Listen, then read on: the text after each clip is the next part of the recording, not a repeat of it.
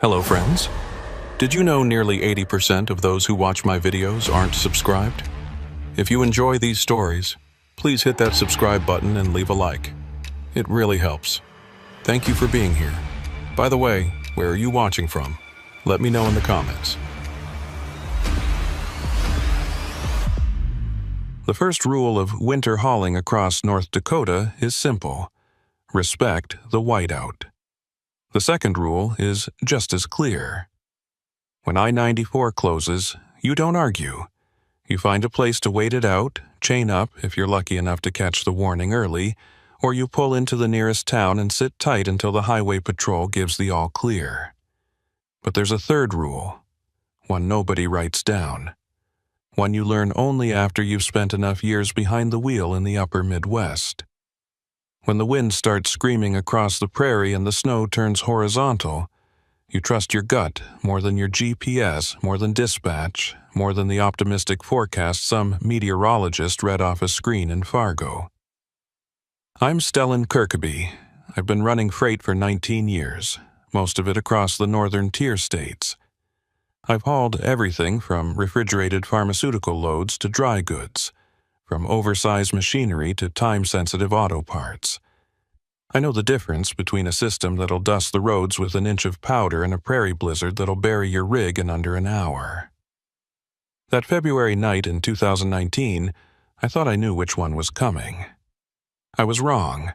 The load was standard, nothing unusual. 42,000 pounds of packaged consumer goods out of Bismarck, bound for Minneapolis. The route was I-94 East, the same corridor I'd driven hundreds of times. The weather report that morning called for light snow starting after sunset, accumulation of 2 to 4 inches, winds gusting to 25 miles per hour. Manageable. I'd run through worse. My dispatcher didn't flag any concerns, and the North Dakota DOT hadn't issued any travel alerts when I checked at 4 p.m. I fueled up, checked my airlines, did a full walk-around, and rolled out of the yard just before 5:30 p.m. The sun was already low, the sky that pale gray color that comes before snow.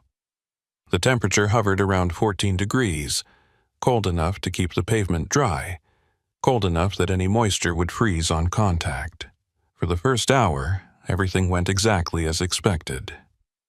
Traffic was light, mostly locals heading home from work, a few scattered big rigs like mine pushing east toward the Twin Cities. The snow started just past Steele, fine and powdery, the kind that blows across the highway in wispy curtains. My headlights cut through it easily and the road stayed black and visible. I kept my speed at 60, scanning the shoulders, watching for deer. The CB crackled occasionally with chatter from other drivers, nothing urgent, just the usual check-ins and banter. I had my thermos of coffee wedged into the cup holder, the heater set to a steady warmth, and Merle Haggard playing low on the stereo. It was the kind of night that lulls you into thinking winter driving is just about patience and preparation. Then, around mile marker 287, everything changed. The wind picked up in a way that felt personal, like something had been waiting for me to get far enough from town. It didn't build gradually, it just hit, a sustained howl that rocked my trailer and sent the snow swirling in every direction at once. Within seconds, the powder that had been drifting lazily across the asphalt turned into a solid wall of white. I couldn't see the road markings. I couldn't see the shoulder. I couldn't even see the hood of my own truck. I eased off the throttle, hands firm on the wheel, and tried to focus on the faint glow of the reflector posts, but even those were vanishing into the blur. This was a full whiteout, the kind where the horizon disappears and you lose all sense of depth and direction. I've heard drivers describe it as being inside a snow globe that someone won't stop shaking. That's close, but it doesn't capture the disorientation, the way your brain starts second-guessing whether you're still on pavement or drifting into the median.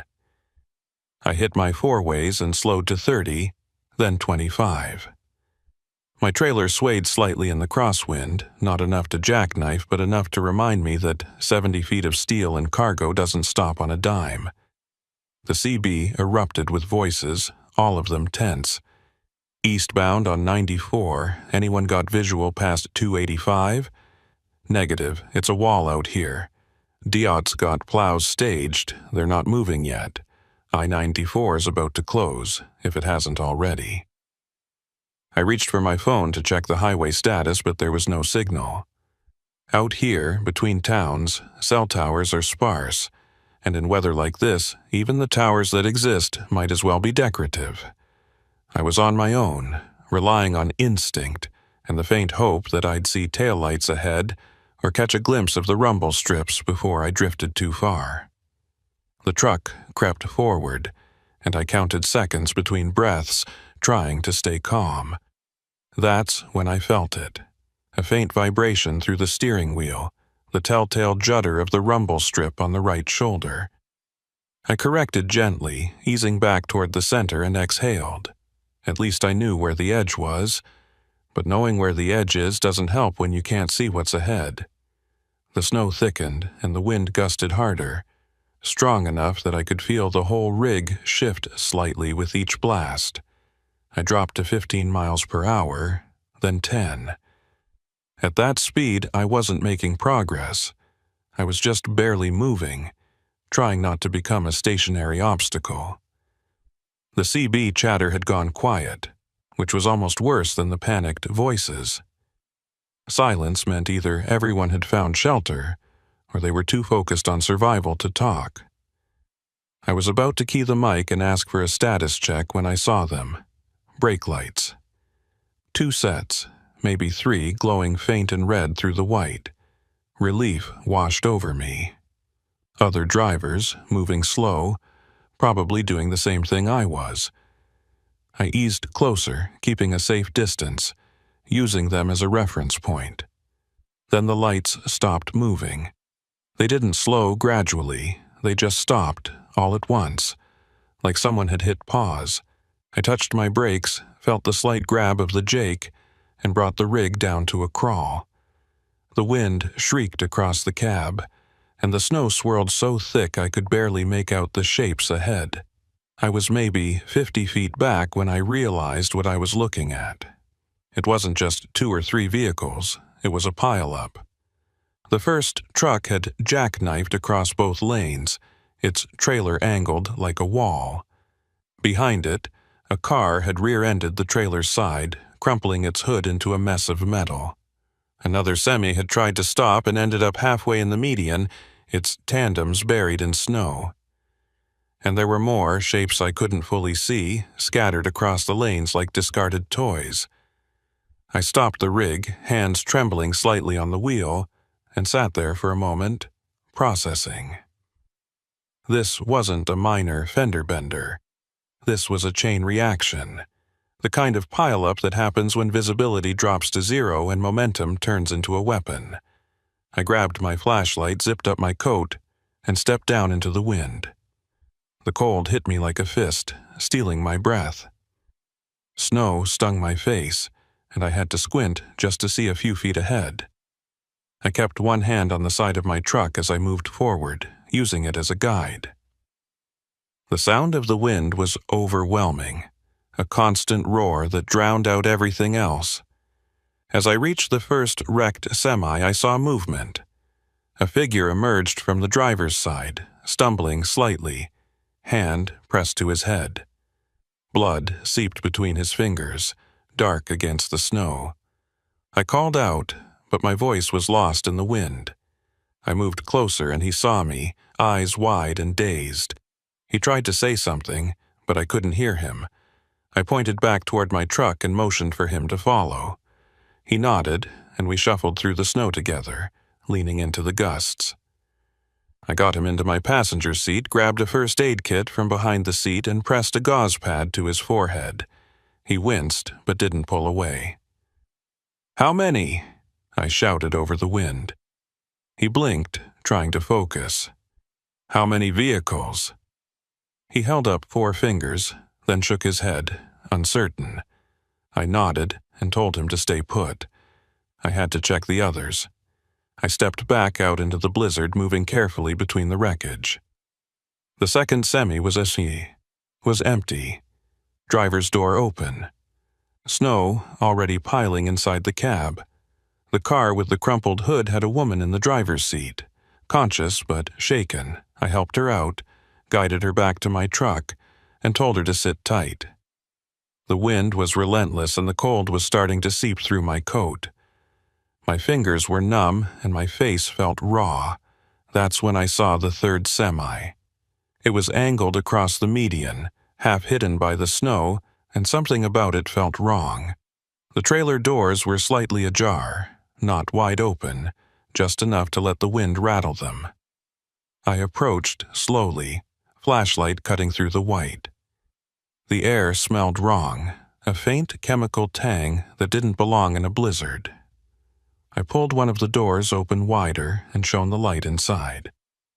Wooden crates, unmarked, packed tight and secured with heavy straps. No logos, no shipping labels, nothing that indicated what they contained. Just plain wood and the smell of diesel and something else, something acrid and sharp. I stepped back, uneasy. This wasn't standard freight. Standard freight has paperwork, bills of lading, manifests. This looked like someone had gone out of their way to keep it anonymous. I closed the door and turned to head back to my truck when I heard a voice behind me, low and rough. "You didn't see that." I spun around, flashlight raised. A man stood a few feet away, barely visible through the snow. He was tall, broad-shouldered, wearing a heavy coat and a cap pulled low. His face was shadowed, but I could see his eyes, cold and fixed on me. I recognized the look. It wasn't fear, it wasn't concern. It was a warning. "Just checking for injuries," I said, keeping my voice steady. He didn't move. "No injuries here. Move along." I nodded slowly, not breaking eye contact, and started to back away. He watched me the entire time, unmoving, a statue in the storm. I turned and walked quickly back to my truck, heart pounding. The injured driver and the woman were still inside, huddled together for warmth. I climbed in, shut the door, and locked it. The wind rocked the cab, and the snow piled against the windshield. I grabbed the CB mic, hands shaking, and keyed it. "Any state patrol on I-94 near mile 287? We've got a multi-vehicle pileup, injuries, need assistance." Static. Then a voice, faint and breaking up. "Copy that, eastbound. Units are staged waiting for visibility. Sit tight, do not leave your vehicle." I set the mic down and stared out at the white void. The man was still out there, somewhere in the snow, guarding whatever was in that trailer. And I had just made myself a witness to something I wasn't supposed to see. The wind didn't let up. If anything, it got worse, hammering the side of my truck in waves that made the whole cab shudder. I sat there with the engine idling, the heater blasting, and two strangers pressed against me in a space meant for one. The injured driver had stopped bleeding, but his eyes were glazed, unfocused. The woman from the car kept glancing toward the windshield, watching the snow pile up against the glass like we were being buried alive. Nobody spoke. The only sounds were the howl of the blizzard outside and the steady rumble of the diesel engine beneath us. I kept my hand near the CB mic, waiting for another transmission from the state patrol, but all I got was static and the occasional fragment of a voice too broken to understand. The visibility was zero. I couldn't see the hood ornament on my own truck, let alone the wreckage scattered across the highway behind us. For all I knew, more vehicles were piling in, drivers thinking they could push through, not realizing they were driving straight into a wall of steel and snow. The thought made my stomach turn. I'd seen chain reaction pileups before, but never from the inside, never trapped in the middle with no way out and no idea how many more were coming. The woman finally broke the silence, her voice hoarse and shaky. How long do we wait? I didn't have an answer. The protocol was clear. Stay in your vehicle, keep warm, don't wander into the storm. But protocol assumed help was coming soon, that plows and troopers were already on their way. Out here in a full prairie blizzard, soon could mean hours. It could mean morning. I'd heard stories of drivers found frozen in their cabs just a few hundred yards from a truck stop because they tried to walk for help and got turned around in the white. I wasn't about to let that happen. We stay put, I said, keeping my voice firm. Patrol knows we're here. They'll come when it's safe. The injured driver nodded slowly, but I could see doubt in his eyes. He knew, just like I did, that safe was a relative term in weather like this. I checked my fuel gauge, 3/4 full, enough to keep the engine running through the night if we needed it. The last thing I wanted was to shut down and lose heat. Hypothermia could set in fast, especially for the woman, who was dressed in nothing more than a thin jacket and jeans. I grabbed a blanket from the sleeper berth and draped it over her shoulders. She pulled it tight and whispered a quiet thank you.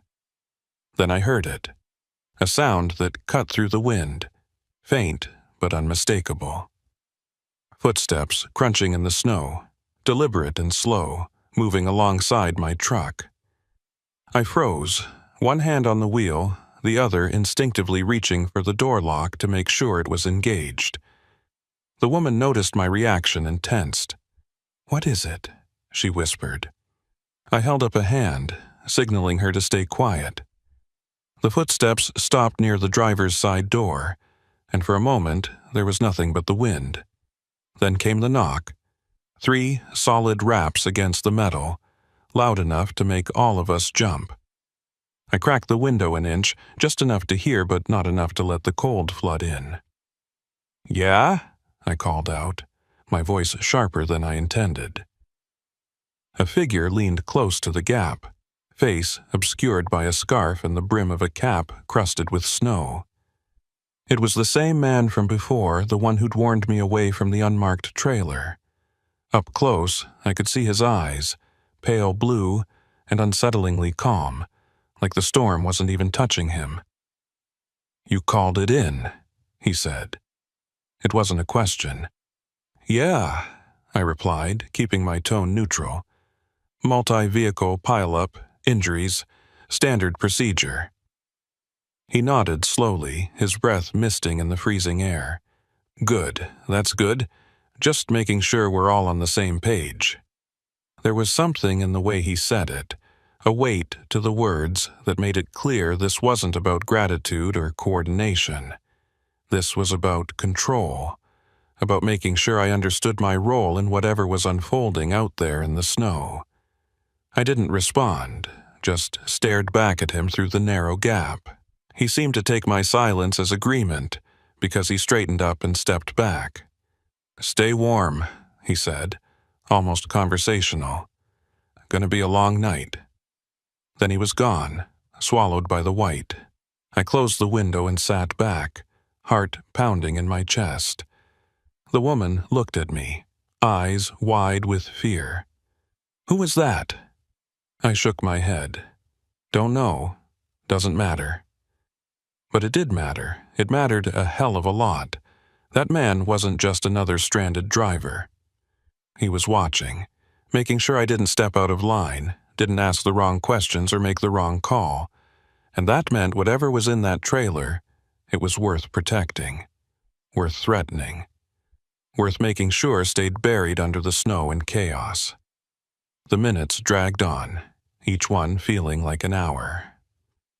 I tried to keep my mind occupied, running through mental checklists, thinking about the route ahead, anything to avoid dwelling on the man outside and the cargo he was guarding. The injured driver had dozed off, his head leaning against the window, and the woman was quiet, staring at her hands. I envied them their ability to shut down, to let exhaustion take over. My mind wouldn't stop racing, turning over every detail, every word, every look. What was in those crates? Drugs? Weapons? Something worse? The CB crackled to life and I grabbed the mic before the voice even finished the first syllable. Eastbound on 94, this is North Dakota State Patrol. Plow crews are mobilizing. ETA 30 minutes. Repeat, 30 minutes. Stay in your vehicles. Do not attempt to clear wreckage. I keyed the mic and responded. Copy that, Patrol. Multiple injuries here at mile 287. 1 head trauma, 1 in shock. We're stable but need medical as soon as possible. The voice on the other end was professional. Clipped. Understood. Ambulance will follow the plows. Sit tight. The transmission ended, and I set the mic down, letting out a breath I didn't realize I'd been holding. 30 minutes, that was manageable. I could keep everyone warm for 30 minutes.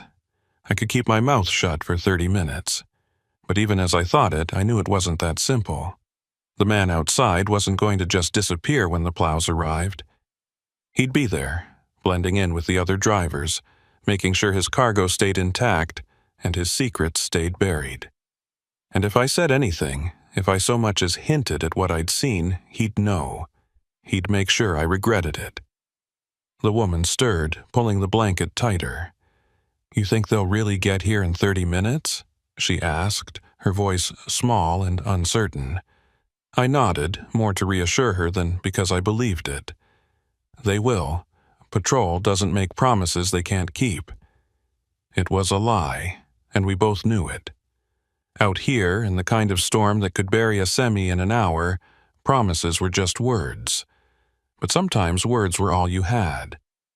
The wind shifted, and I caught a glimpse of movement through the snow, shapes moving near the wrecked vehicles.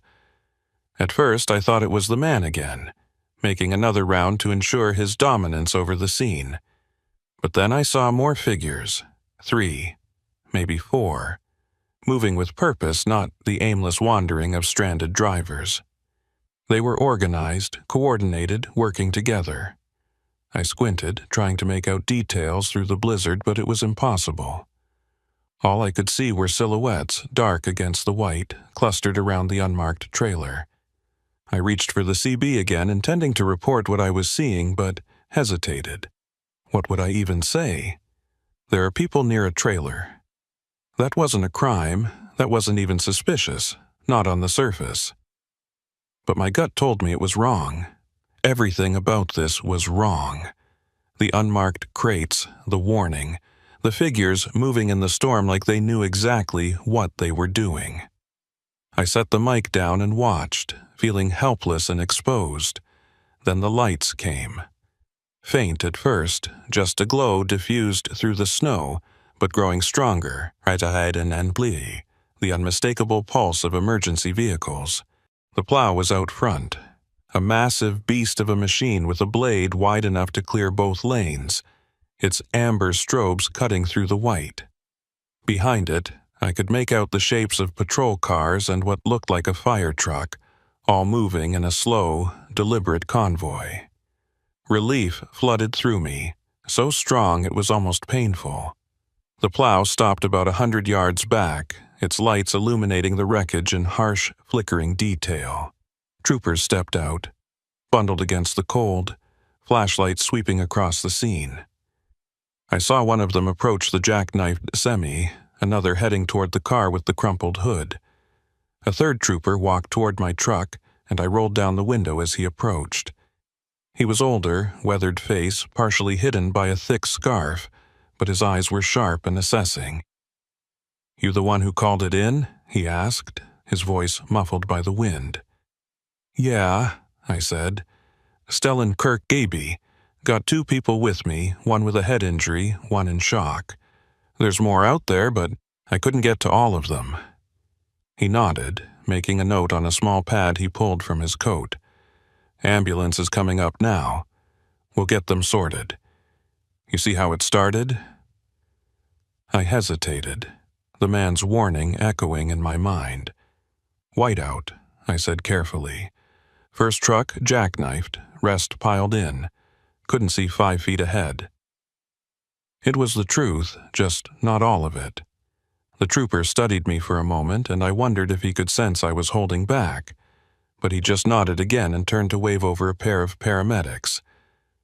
They got the injured driver out first, strapping him to a gurney and loading him into the back of the ambulance with practiced efficiency.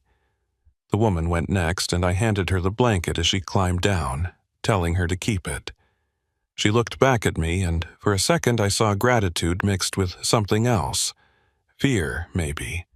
Or recognition that we'd both survived something that could have gone very differently. Then she was gone, and I was alone again. I stepped down from the cab, my legs stiff from sitting, and did a slow walk around the rig. The snow was already piling up against the tires, and I knew I'd need to clear it before I could move. But first, I needed to see. I needed to confirm what I'd glimpsed through the storm. I moved carefully toward the wreckage, staying close to the plow's lights, trying to look like just another driver assessing damage. The unmarked trailer was still there, doors closed now. No sign of the figures I'd seen earlier. A trooper was standing near it, talking into his radio, his back to me. I got close enough to see the trailer's plate, memorizing the number out of habit more than any real plan. Then I heard a voice behind me, low and familiar. "You're persistent, I'll give you that." I turned slowly. The man was back, standing just outside the ring of light, his face still obscured, but I could feel his eyes on me, cold and calculating. "Just checking my rig," I said evenly, "making sure I can roll when they clear the road." He stepped closer, and I caught a better look at him now. Tall, broad-shouldered, with a jawline that looked like it had been chiseled from the same stone as the Badlands. There was a scar running along his left cheek, barely visible under the shadow of his cap. "Smart," he said, his tone almost friendly. "Real smart to keep your head down, do your job, and not ask questions." It was a threat wrapped in a compliment, and we both knew it. I nodded, not trusting myself to speak. He held my gaze for a long moment, then turned and walked away, disappearing into the cluster of emergency vehicles like he'd never been there at all. I stood there, snow swirling around me, and realized I was shaking. Not from the cold, from the understanding that I'd just been marked, identified as someone who'd seen too much and needed to be managed. I returned to my truck and climbed inside, locking the door behind me. The paramedics were loading the last of the injured into ambulances, and the wrecker trucks were starting to arrive, their crews already assessing which vehicles could be moved and which needed to be cut apart. The plow had cleared a single lane, and a trooper was directing the few unscathed vehicles through, one at a time. I'd be next, or close to it. I just needed to keep quiet, nod when spoken to, and get the hell out of here. But as I sat there, engine idling, watching the controlled chaos outside, I couldn't shake the image of those unmarked crates. Couldn't stop thinking about the man and his warnings. Couldn't ignore the fact that I was now part of something, whether I wanted to be or not. And the worst part? I had no idea who to trust. The patrol was here, doing their job. But what if some of them were part of it too? What if the whole thing was bigger than a single trailer and a single storm? The knock on my window made me jump. I turned to see a trooper, different from the first, younger, with a clean-shaven face and eyes that hadn't yet learned to hide their concern. I rolled down the window. "Stellan Kirkeby?" he asked. I nodded. "Yeah, that's me." He glanced at a clipboard in his hand. "You're clear to go. Take it slow. Road's still rough. Stay in the cleared lane and don't stop until you hit the next truck plaza." I thanked him and started to roll up the window, but he stopped me. "Hey," he said, his voice quieter now. "You see anything unusual out here? Anything that didn't sit right?" I froze, the question hanging between us like a trap I wasn't sure how to avoid. His eyes were earnest, searching, and I realized he wasn't asking out of curiosity.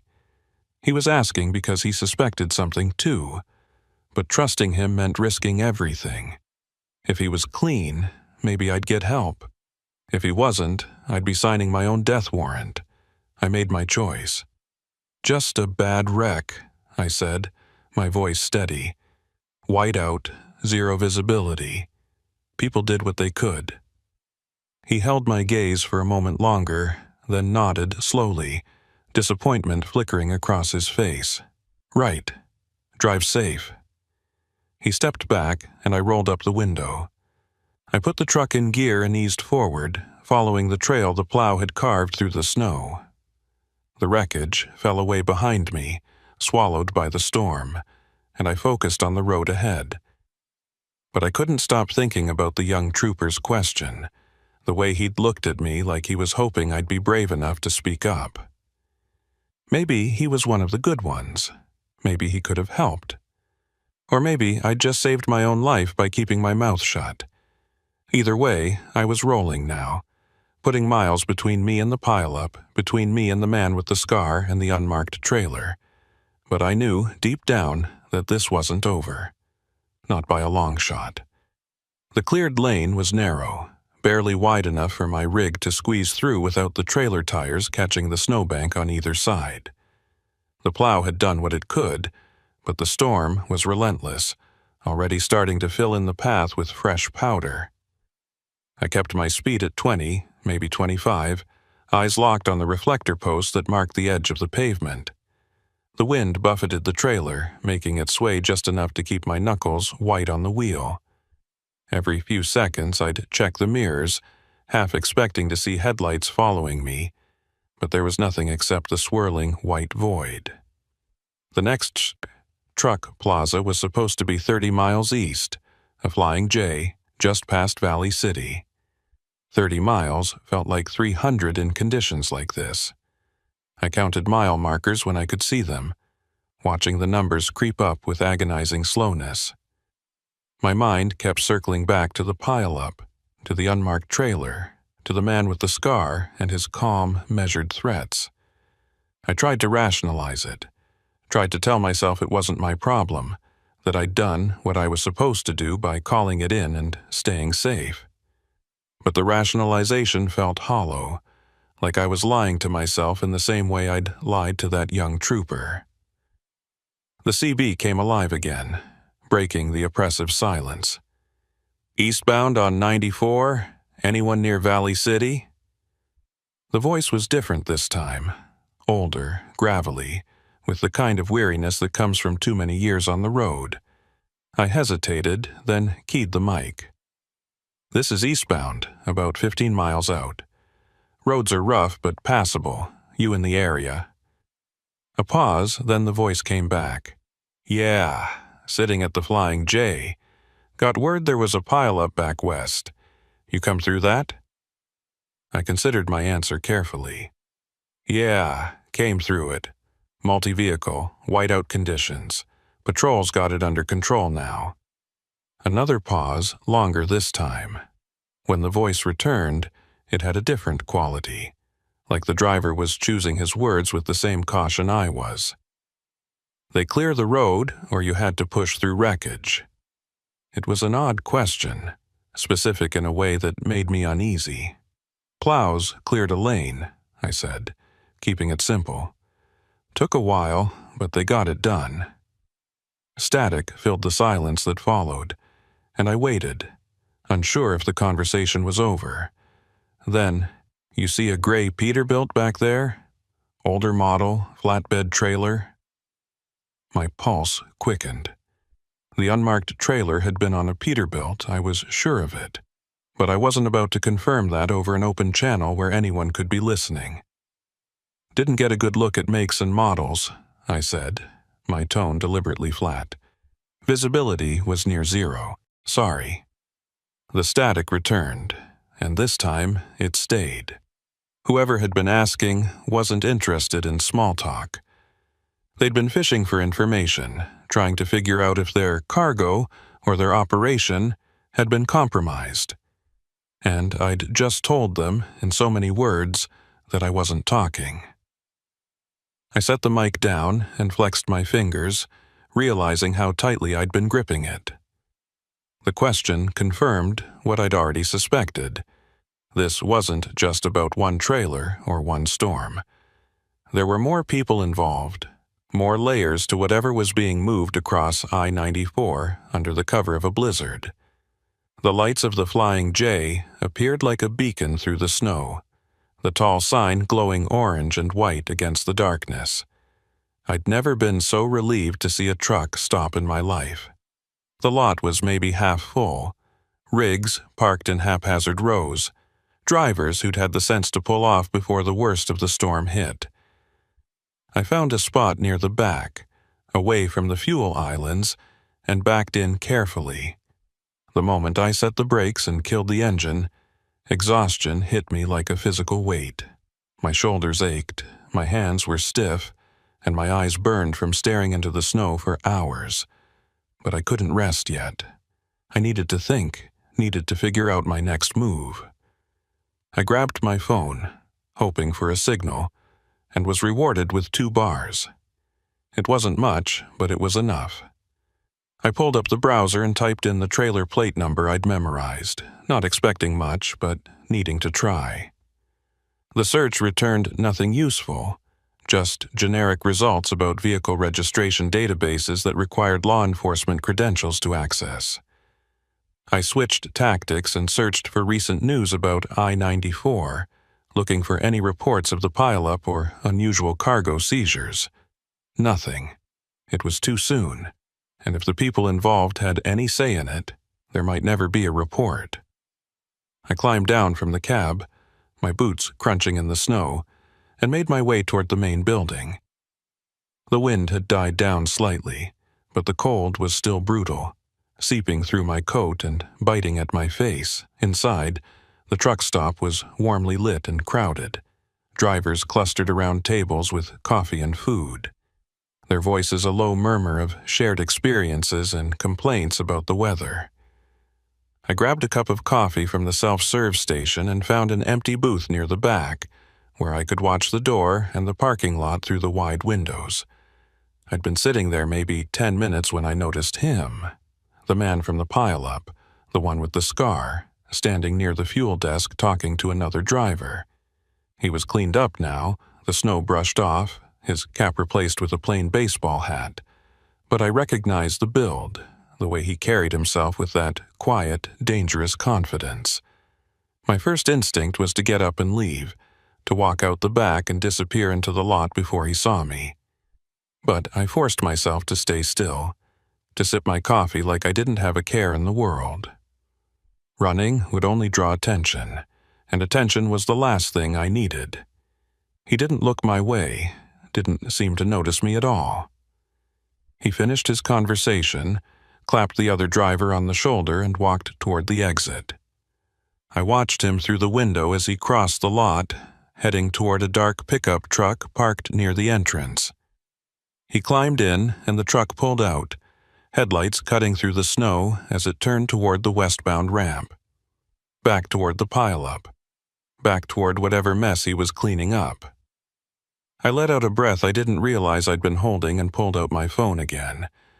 This time, I opened the messaging app and typed out a quick note to my dispatcher. Caught in pileup on I-94 near mile 287. Delayed but safe. Will update ETA in AM. I hit send and watched the message sit there, the little indicator spinning as it tried to push through the weak signal. After a few seconds, it went through, and I pocketed the phone. At least someone knew where I was, even if they didn't know the full story. I was about to head back to my truck when a voice behind me said, "Mind if I sit?" I turned to see the young trooper from the pileup, the one who'd asked if I'd seen anything unusual. He was out of uniform now, wearing jeans and a heavy flannel shirt, but I recognized his face immediately. He looked tired, the kind of bone-deep exhaustion that comes from working a scene like that in sub-zero temperatures. I gestured to the seat across from me, and he slid into the booth, setting a cup of coffee on the table. "Didn't expect to see you here," I said carefully. He gave a faint smile, though it didn't reach his eyes. "Could say the same. Thought you'd be halfway to Minneapolis by now." I shrugged. Storm slowed me down. Figured it was safer to wait it out. He nodded, stirring sugar into his coffee with a small wooden stick. For a moment, neither of us spoke. Then he said, "I'm Halvor Thorson. State Patrol, but I guess you figured that." I introduced myself, and we shook hands across the table. His grip was firm, his palm rough with calluses. "You handled yourself well back there," he said, his voice low enough that it wouldn't carry to the nearby tables. "Kept people calm, called it in quick. That probably saved lives."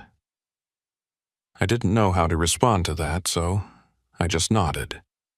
He took a sip of his coffee, and I could see him working up to something, weighing his words. Finally, he said, "That trailer, the gray Peterbilt with the unmarked cargo. You got a good look at it?" I felt my chest tighten. This was the moment I'd been dreading, the question I'd been avoiding since I'd rolled away from the wreckage. I could lie again, stick to the script I'd already committed to. Or I could trust him, take the risk that he was one of the good ones. "I saw it," I said quietly. "Saw the crates inside. No labels, no markings, just wood and straps." Halvor's jaw tightened, and he glanced toward the window, checking to see if anyone was watching us. "You talk to anyone about it? Call it in?" I shook my head. Guy came up to me, told me to forget what I saw, made it real clear that asking questions wasn't in my best interest. Halvor cursed under his breath, his fingers drumming against the side of his coffee cup. "Yeah, that tracks. We've been hearing rumors for months now, shipments moving through the state, always during storms, always on routes that get shut down or delayed. By the time we get there, the cargo's clean or it's gone." "You think tonight was part of it?" I asked. He nodded. "I know it was. That pile-up, it wasn't an accident. Someone staged it, used the whiteout as cover to move something they didn't want seen. And when things went sideways, they adapted. Got their people in place, made sure the right trailer disappeared before anyone could inspect it too closely." I felt a chill that had nothing to do with the weather. "You're saying they caused the pile-up on purpose?" Halvor leaned back, rubbing his eyes. "Not directly, but they knew the storm was coming, knew the roads would be a mess. They probably had a rig ready to jackknife, create a bottleneck. Then they move their cargo through while everyone's distracted." "That's insane," I said, though even as I said it, I knew it wasn't. I'd seen the organization, the coordination, the way that man had moved through the chaos like he owned it. "Insane, maybe," Halvor said, "but effective. And we can't prove a damn thing. No plates, no manifests, no witnesses willing to talk." He looked at me pointedly when he said that last part, and I felt the weight of it. I was a witness. I'd seen the crates, talked to the man, memorized the plate number. But being a witness meant painting a target on my back, and I had no illusions about what that would mean. "What do you want from me?" I asked. Halvor sighed. "Honestly, I don't know. I can't protect you. Not officially. If you go on record, if you testify, they'll know. And these people, they're not the kind who let loose ends walk away." He paused, then added, "But if you're willing to share what you know, off the record, it might help us build a case. Connect some dots." I considered it, turning the idea over in my mind. Off the record meant no protection, no guarantees. It meant trusting that Halvor was who he said he was, that he wasn't part of the network himself. But it also meant maybe, just maybe, doing the right thing. "The plate number," I said finally. "I got it memorized. You want it?" Halvor pulled out a small notepad and a pen, sliding them across the table. I wrote down the number, my handwriting shaky from adrenaline and cold. He took the notepad back, glanced at it, and tucked it into his shirt pocket. "This helps," he said. "More than you know." I wanted to ask what he'd do with it, how he'd use it without exposing me, but I didn't. Some things were better left unasked. We sat in silence for a few more minutes, finishing our coffee. Then Halvor stood, zipping up his coat. "You should get some rest. Roads will be clear in the morning, and you'll want to be gone before anyone starts asking questions." I nodded, standing as well. "What about you?" He gave a grim smile. "I've got a long shift ahead, lots of reports to file, lots of details to forget." It was his way of saying he'd keep me out of it, at least as much as he could. I appreciated it, even if I didn't fully believe it would be enough. As he turned to leave, I called out, "Halvor!" He stopped, looking back. "Be careful," I said. "If they're as organized as you say, they're watching everyone, including you." He nodded slowly. "I know, but someone's got to push back, even if it's just small steps." Then he was gone, disappearing into the cold night, and I was alone again with the weight of what I'd just done. I returned to my truck, climbed into the sleeper berth, and lay there staring at the ceiling. Sleep didn't come easy. Every sound outside, footsteps, engines starting, the scrape of a snow shovel made me tense. I kept replaying the conversation with Halvor, wondering if I'd made the right choice, wondering if I'd just signed my own death warrant by giving him that plate number. But part of me, the part that still believed in doing the right thing even when it was dangerous, felt a strange sense of relief. Hours passed, and the storm outside began to ease. The wind died down, and the snow slowed to a gentle fall. I must have dozed off at some point because I woke to the sound of engines rumbling to life, drivers preparing to roll out now that the roads were clearing. I sat up, checked the time, and saw it was just past 5 a.m. The sky outside was still dark, but the worst of the blizzard had passed. I climbed into the driver's seat, started the engine, and let it warm up while I did a quick walk around. Everything looked intact. No damage from the storm, no signs of tampering. I climbed back in, released the brakes, and eased out of the parking spot. The lot was emptying quickly, drivers eager to make up lost time. I joined the flow, heading toward the eastbound ramp, and merged onto I-94. The road was clearer now, a single lane plowed and salted, with crews working to open the second lane. I settled into a steady rhythm, the truck humming beneath me, and focused on the miles ahead. But I couldn't shake the feeling that I was being watched, that somewhere out there someone had noticed the young trooper talking to me, had seen me writing in that notepad, had marked me as a problem that needed to be dealt with. I checked the mirrors constantly, looking for a tail, for any sign that I was being followed. The highway stretched out empty and white, and I told myself I was being paranoid. But paranoia, I'd learned, was just another word for survival instinct. As the sun began to rise, pale and weak through the thinning clouds, I passed the mile marker where the pileup had been. The wreckage was gone, cleared away by the wreckers and the plows, leaving nothing but tire tracks and disturbed snow. It was like it had never happened, like the whole night had been a fever dream. But I knew better. I had the plate number memorized, had the image of those unmarked crates burned into my mind. And somewhere, Halvor Thorson had that number in his pocket. A small piece of evidence in a case that might never see the light of day.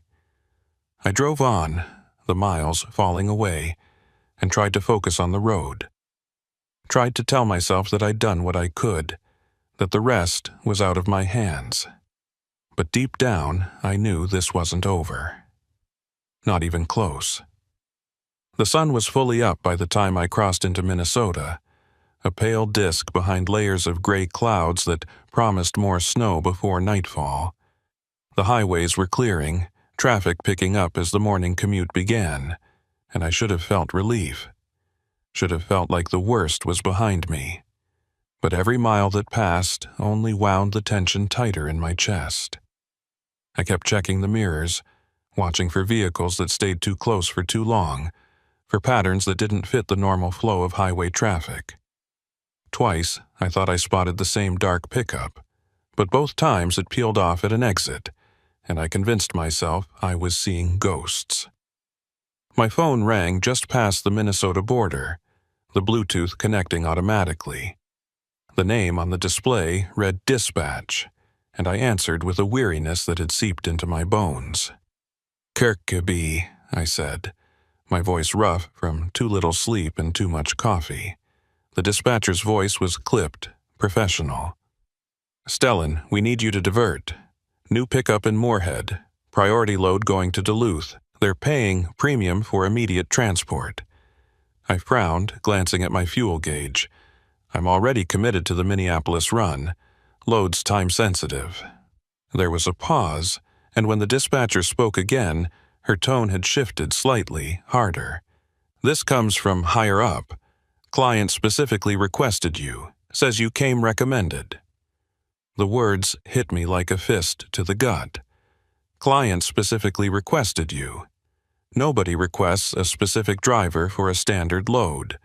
Not unless they know that driver. Not unless they have a reason. I felt the hairs on the back of my neck stand up. "Who's the client?" I asked, trying to keep my voice steady. Another pause. "Doesn't say. Just listed as priority freight. Signature required on pickup. You'll get the details when you arrive at the warehouse." I wanted to refuse, wanted to tell dispatch to find another driver, but I knew how that would look. Refusing a priority load without cause was grounds for termination, or at least suspension. And if the people behind that unmarked trailer were the ones making the request, refusing would only confirm that I was a problem that needed to be dealt with. I was trapped, and they knew it. "Send me the address," I said finally. "I'll head there now." The dispatcher confirmed and ended the call, leaving me alone with the hum of the engine and the growing certainty that I'd just been summoned into something I wouldn't walk away from easily. The warehouse in Moorhead was on the industrial edge of town, a sprawling complex of corrugated metal buildings surrounded by chain-link fencing. The sign out front read, "Tollefson Freight Services." The letters faded and weathered. I pulled up to the gate, and a guard stepped out of a small booth, clipboard in hand. He was young, early 20s, with the kind of bored expression that came from working a job where nothing interesting ever happened. "Name?" he asked, not looking up from his clipboard. "Stellan Kirkeby, here for a pickup." He scanned the list, found my name, and waved me through without another word. I drove slowly through the lot, past rows of trailers in various states of loading and repair, until I reached the main building. A bay door was open, and I could see figures moving inside, silhouettes against the harsh fluorescent lighting. I backed up to the dock, set the brakes, and climbed down, my hand instinctively checking that my phone was in my pocket, though I had no illusion that it would help if things went sideways. A man emerged from the building, older, maybe late 50s, with a thick build and a face that looked like it had been carved from the same unforgiving prairie stone as the landscape. He wore a heavy work jacket with the name Orvin stitched above the breast pocket. "Kirkeby?" he asked, his voice a low rumble. I nodded. "That's me." He looked me over, his eyes sharp and assessing like he was taking my measure. "Orvin Tollefson, this is my operation. You're here for the Duluth load." It wasn't a question. "That's right," I said. "Dispatch said it was priority." Orvin grunted, turning back towards the building. "Follow me. We'll get you loaded and on your way." I followed him inside, every instinct screaming at me to turn around and run. The warehouse was dimly lit, the air thick with the smell of diesel and grease. Forklifts moved in the distance, their backup alarms echoing off the metal walls. Orvin led me to a small office tucked into the corner of the building, its windows covered with yellowed blinds. He gestured to a chair, and I sat, feeling the weight of his gaze. He pulled a manila envelope from a desk drawer and slid it across to me. "Your instructions," he said. "Load's already on your trailer.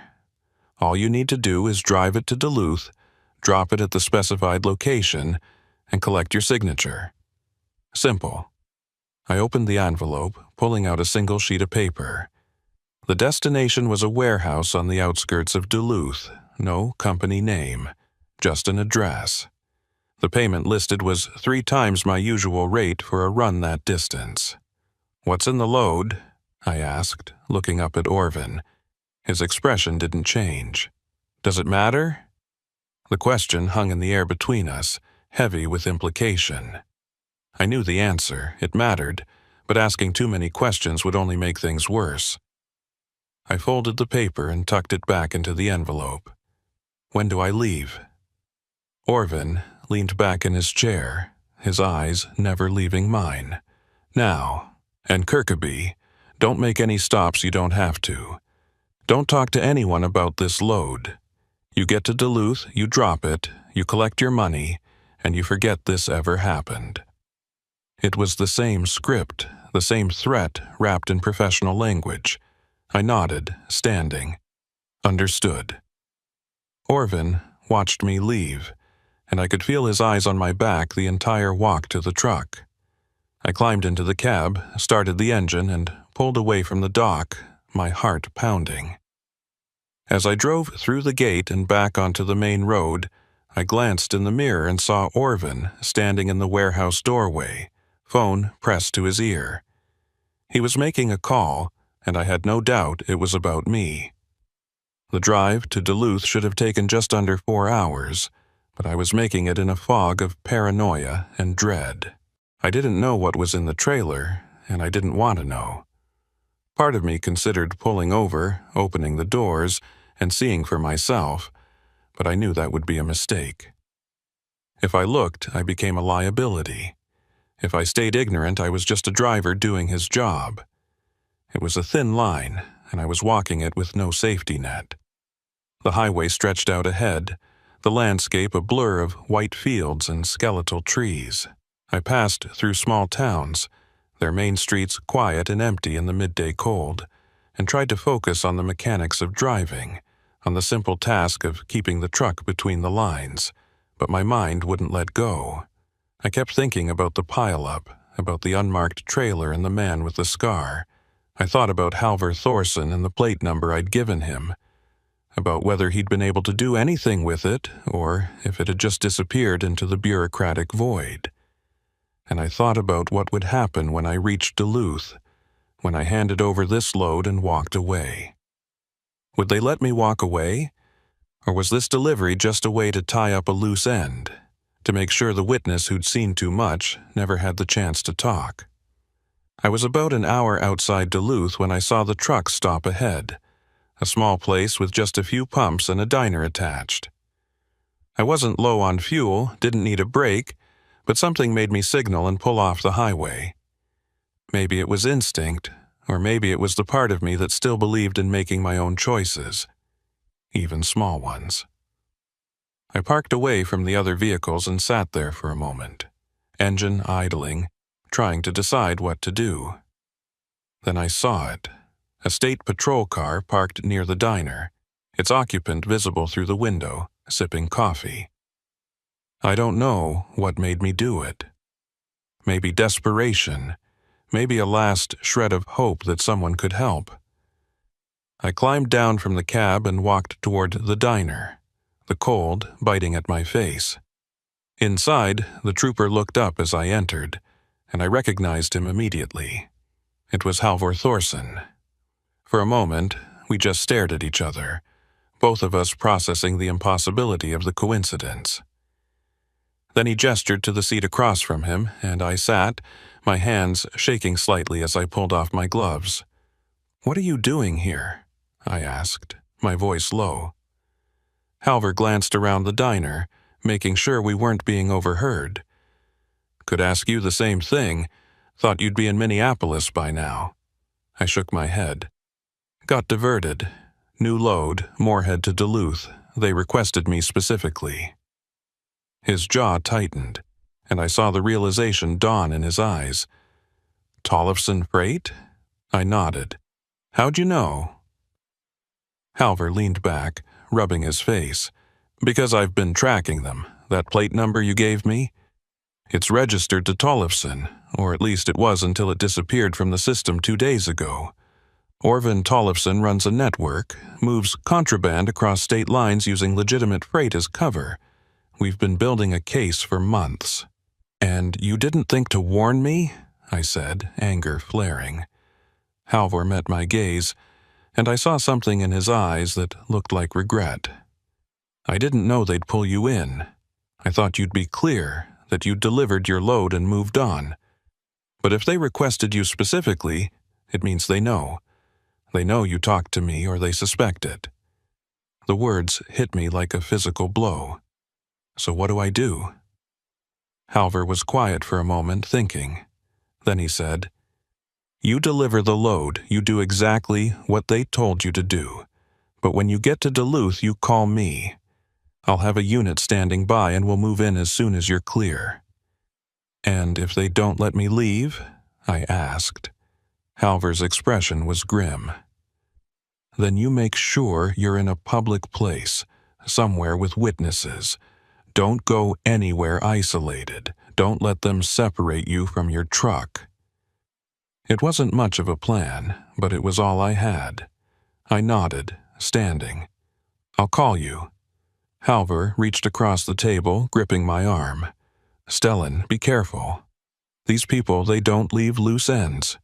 You've already seen too much, and they know it. I pulled my arm free and walked out of the diner, the cold hitting me again as I crossed the lot to my truck. I climbed in, started the engine, and pulled back onto the highway, the weight of what was coming pressing down on me. The rest of the drive passed in a blur. I barely registered the towns I drove through, the other vehicles on the road.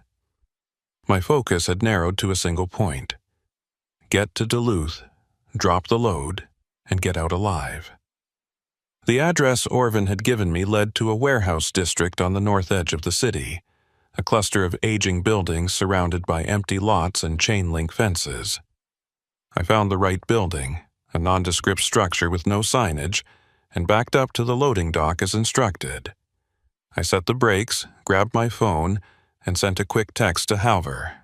At the location, moving in now, I climbed down and approached the bay door, which was already open. A figure stepped out of the shadows, and my blood ran cold. It was the man with the scar, the one from the pile-up. He looked at me with that same calm, dangerous expression, and I knew in that moment that this had always been the endgame. Kirkeby, he said, his voice almost friendly. Right on time. I forced myself to stay calm, to not let the fear show. Where do you want me to drop the trailer? He gestured to the dock. Right there's fine. My crew will unload. You just need to sign off on the delivery. I moved to unhitch the trailer, my hands working on autopilot while my mind raced. He watched me the entire time, and I could feel the threat radiating off him like heat. When the trailer was free, I climbed back into the cab and pulled forward, giving his crew room to work. I parked and stepped down again, clipboard in hand, the delivery sheet clipped to it. The man with the scar took it, scanned the information, and pulled out a pen. He signed with a flourish and handed it back to me. There you go, all done. I took the clipboard, ready to get back in my truck and drive away as fast as the law would allow. But then he said, You know, Stellan, you should have kept your mouth shut. I froze, my hand on the door handle. I don't know what you're talking about. He smiled, and it was the coldest thing I'd ever seen. Sure you do. You talked to that trooper. Gave him information you shouldn't have. That makes you a problem. I turned slowly, facing him. I was just trying to help people at the pile-up, that's all. He shook his head. No, you were trying to be a hero. and heroes, they tend to have short careers in this line of work. I saw the movement out of the corner of my eye, another figure emerging from the warehouse, and I knew I was out of time. I did the only thing I could think of. I yanked open the cab door, threw myself inside, and hit the locks. The engine was still running, and I jammed it into gear, tires spinning on the icy pavement as I floored it. I heard shouting behind me. I saw the man with the scar running toward a vehicle, but I didn't look back.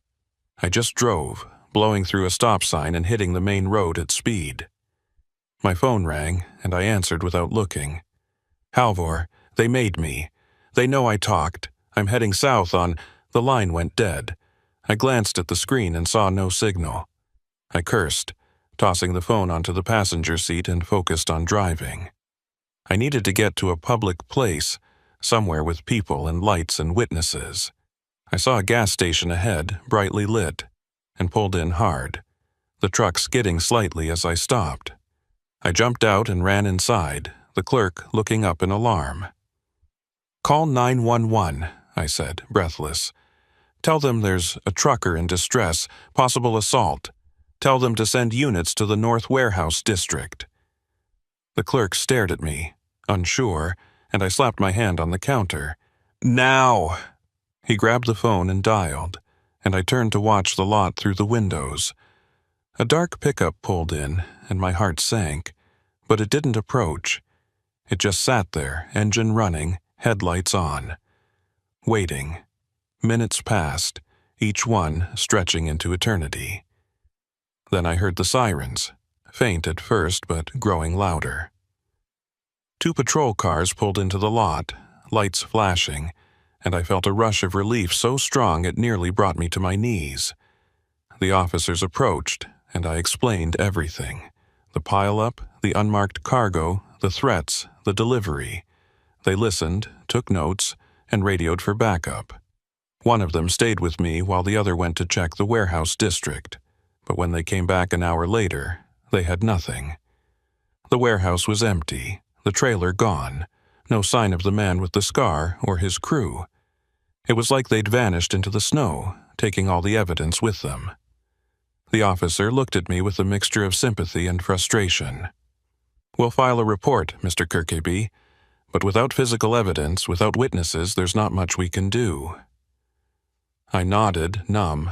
I'd expected it, but it still stung. They let me go eventually, and I climbed back into my truck, exhausted and hollow. I drove to a truck stop on the edge of Duluth, parked in the most crowded section I could find, and just sat there. My phone buzzed. A message from Halvor. "Heard what happened. I'm sorry. We'll keep looking." It was small comfort, but it was something. I stared out at the rows of trucks, at the drivers going about their routines, oblivious to the danger that lurked just beneath the surface of this industry. And I realized that I'd never feel safe on these roads again.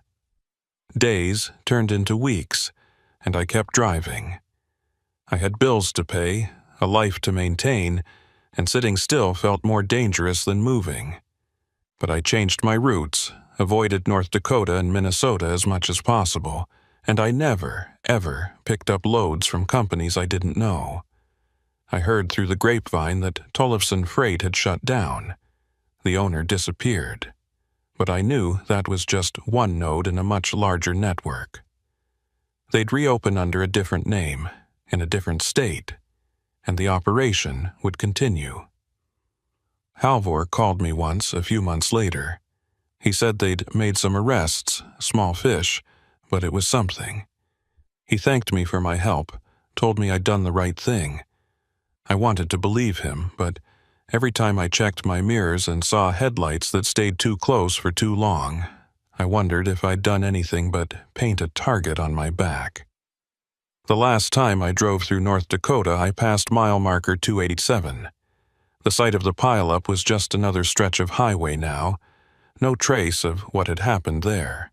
But I slowed down anyway, remembering the whiteout, the wreckage, the unmarked trailer.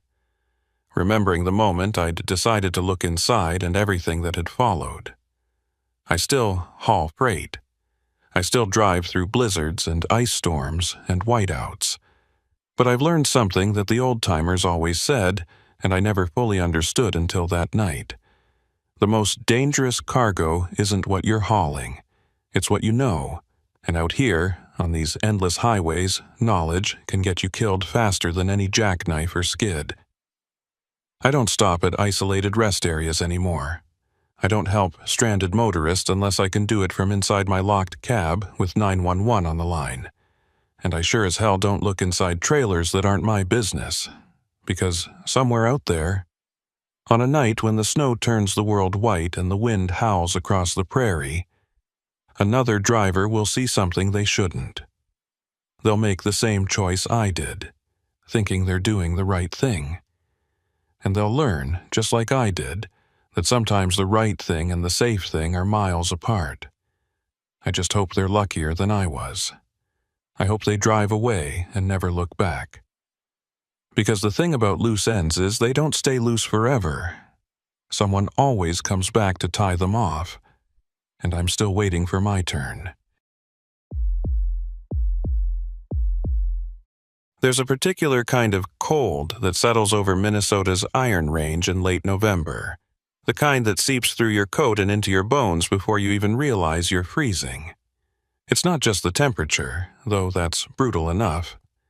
It's the way the wind comes screaming across Lake Superior, picking up moisture and turning it into something mean, something that coats every surface in a layer of ice so slick you can barely stand, let alone drive. I've been running freight through the Iron Range for 12 years, and I've learned to read the weather the way some people read books. You look at the sky, feel the wind, watch how the locals are moving, and you know whether you're going to make your delivery or spend the night in a truck stop praying the power doesn't go out. My name is Luther Brackenridge, and I've been behind the wheel since I was 23. Started with local runs around Duluth, worked my way up to long haul, and eventually found my niche running the northern routes that most drivers avoid. The Iron Range, the Boundary Waters, the stretches of highway where you can drive for an hour without seeing another soul. It suits me, always has. I'm not much for conversation, never have been, and the solitude of the road feels more like home than any apartment I've ever rented. But that November night in 2017, I would have given anything for company, for another set of headlights in my mirror, for the crackle of a CB voice telling me I wasn't alone. The load was routine, at least on paper. Industrial equipment parts heading from Duluth up to Ely, a mining town that's seen better days but still has enough operations running to keep the trucks moving. The route was US 2 to State Route 53, then north through the forest until you hit civilization again.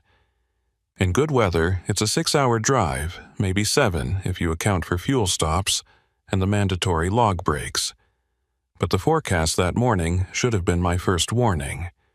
Freezing rain starting after sunset, accumulation of a 1/4 inch, winds gusting to 40 miles per hour. The dispatcher had flagged it as a yellow alert. Proceed with caution, but not a red, which would have meant delay until conditions improved. I'd driven through worse, or so I told myself. I loaded up just after noon, did my pre-trip inspection with extra attention to the airlines and brake systems, and rolled out of the yard by 1 p.m. The sky was that particular shade of gray that promised misery, low clouds pressing down like a lid on a pot. The temperature hovered right at 32 degrees, that magical point where water doesn't know if it wants to be rain or ice. By the time I hit US 2, it had made its decision. The first drops hit the windshield as sleet, tiny pellets that pinged off the glass and bounced across the hood. Within minutes, it transitioned to freezing rain, coating everything in a thin, transparent shell. I dropped my speed to 45, then 40, watching the road ahead for the telltale shimmer that meant black ice. The wipers scraped across the windshield, struggling to keep up with the accumulation.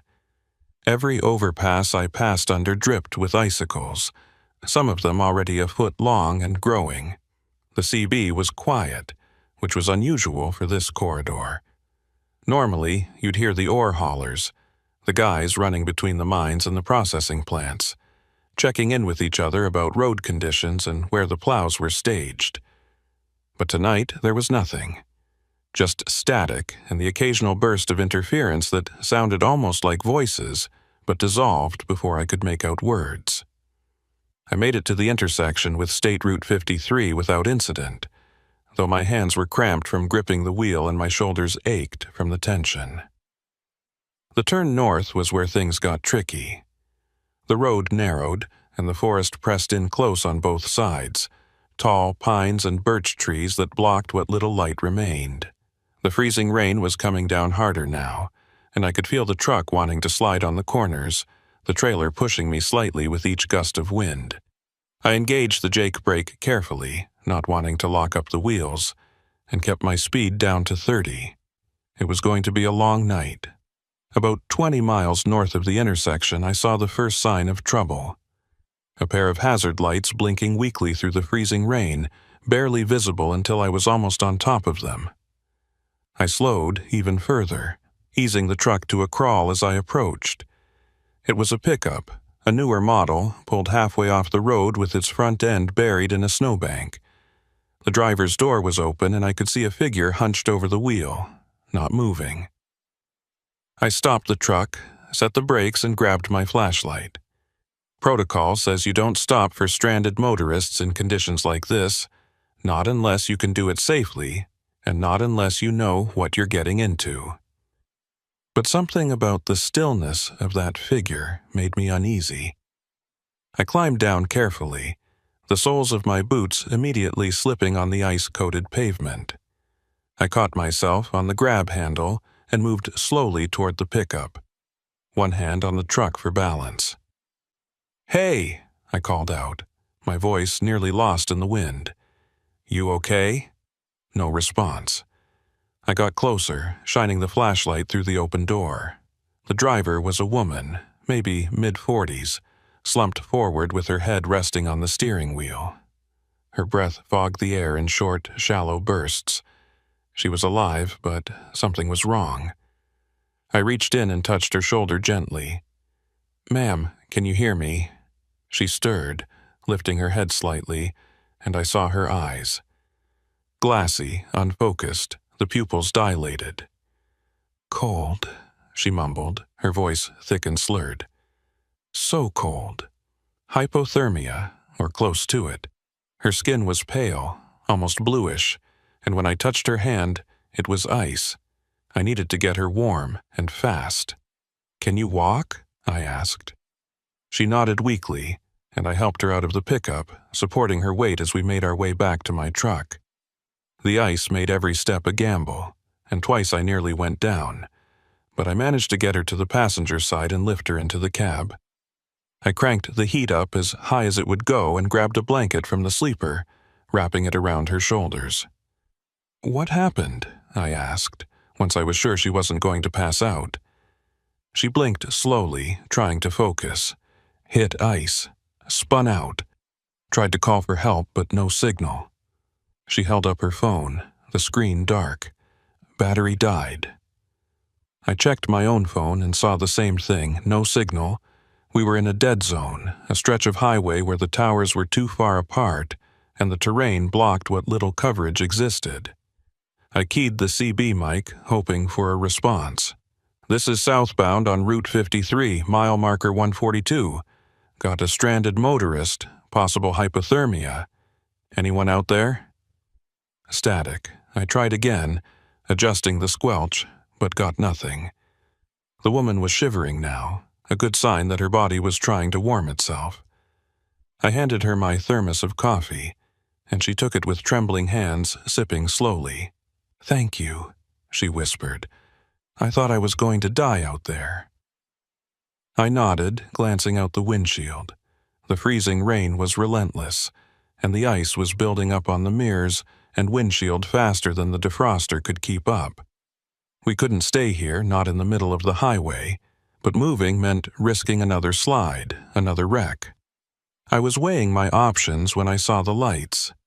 They appeared through the trees, faint and yellowish, not the white of headlights but something softer, like lanterns or floodlights. They were off to the east, maybe a quarter mile into the forest. I squinted, trying to make sense of it. There shouldn't be anything out there. No houses, no cabins, nothing but trees and old mining roads. "You see that?" I asked the woman. She followed my gaze and nodded. "What is it?" I didn't know, but it was the first sign of civilization I'd seen in miles, and right now, I needed help. I made a decision. "Stay here, keep warm, I'm going to check it out." She grabbed my arm, her grip surprisingly strong. "Don't leave me." I gently pried her fingers loose. "I'll be back, I promise. But if that's a work camp or a ranger station, they might have a radio, maybe even a medic. Just stay put and keep the doors locked." I climbed back down into the freezing rain, this time with my flashlight and a flare gun I kept in the emergency kit. The walk to the lights was treacherous, the forest floor coated in ice and hidden beneath a layer of slush. Branches snapped under the weight of the ice, crashing down around me with sounds like gunshots. I kept my eyes on the lights, using them as a beacon. As I got closer, I could make out shapes. Buildings, low and utilitarian, made of corrugated metal. There were 3 of them, arranged in a rough triangle around a central yard. Heavy equipment sat idle, covered in ice. A bulldozer, a backhoe, something that looked like a drill rig. This was a work site, maybe a mining survey or a logging operation. The lights were floodlights mounted on poles, running off a generator that I could hear rumbling somewhere in the background. I approached the nearest building, a long structure that looked like it might be an office or a bunkhouse, and knocked on the metal door. The sound echoed, but there was no response. I tried the handle and found it unlocked. The door swung open, and I stepped inside, shaking the ice off my coat. The interior was dim, lit by a single overhead bulb. It was warmer than outside, but not by much. The space was set up like a supply depot. Shelves lined with equipment, tools, crates of what looked like blasting caps and coils of wire. A desk sat in the corner with a 2-way radio on it, and I felt a surge of relief. I crossed to the desk and picked up the handset, but the radio was dead, the power light dark. I checked the cord and found it unplugged. I plugged it back in, and the radio crackled to life. I keyed the mic. "This is a traveler on State Route 53, requesting assistance. I have a stranded motorist with possible hypothermia. Anyone copy?" Static, then a voice, rough and irritated. "Who the hell is this? You're on a private channel." I was taken aback, but pressed on. "Sorry, didn't mean to intrude. I'm a trucker, stuck in the ice storm. Found this work site and thought I could use the radio to call for help." There was a pause. Then the voice came back, calmer, but still edged with suspicion. "Work site's closed. You shouldn't be there." I looked around the room, at the equipment and supplies. "Well, I'm here now, and I need help. Can you contact someone? Maybe the county sheriff or a road crew?" Another pause, longer this time. "Stay put, someone's coming." The transmission ended, and I set the handset down, uneasy. Something about the conversation felt wrong, but I couldn't put my finger on it. I turned to leave and nearly jumped out of my skin. A man stood in the doorway, silhouetted against the floodlights outside.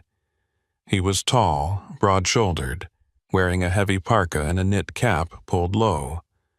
I couldn't see his face clearly, but I could feel his eyes on me. "You the one on the radio?" he asked, his voice low and even. I nodded. "Yeah. I've got a stranded motorist in my truck. Needs medical attention. Thought you might have a way to call for help." He stepped inside, and the door swung shut behind him. Up close, I could see his face now, weathered and hard, with a thick beard dusted with ice. His eyes were pale, almost colorless, and they studied me with an intensity that made my skin crawl. "We don't get visitors out here," he said, "especially not in weather like this." I forced a smile. "Wasn't planning on visiting. Just need to use a phone or a radio, then I'll be on my way." He glanced at the radio on the desk, then back at me. "Radios for company use only. Can't have outsiders broadcasting on our frequency." "Look," I said, trying to keep my tone reasonable. "I'm not trying to cause trouble. I just need help. There's a woman in my truck who's freezing to death. If you can't let me use the radio, at least point me towards someone who can." The man crossed his arms, his expression unreadable. "Storm's got the roads closed. No one's getting through tonight. Best thing you can do is bring her here, get her warm, and wait it out." It wasn't an invitation. It was a directive. And the way he said it, the weight behind the words, made it clear that refusing wasn't an option. I nodded slowly. "All right, I'll go get her." He stepped aside, letting me pass, and I walked back out into the freezing rain. The walk back to the truck felt longer, the ice more treacherous. My mind was racing.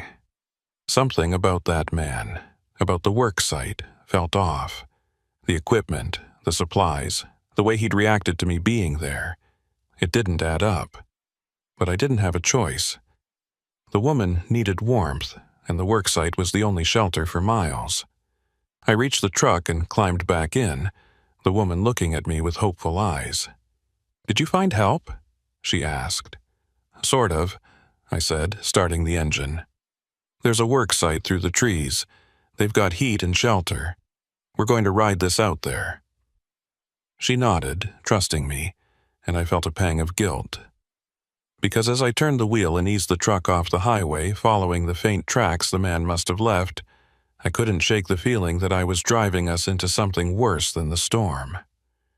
The access road to the work site was barely visible, more of a suggestion than an actual path.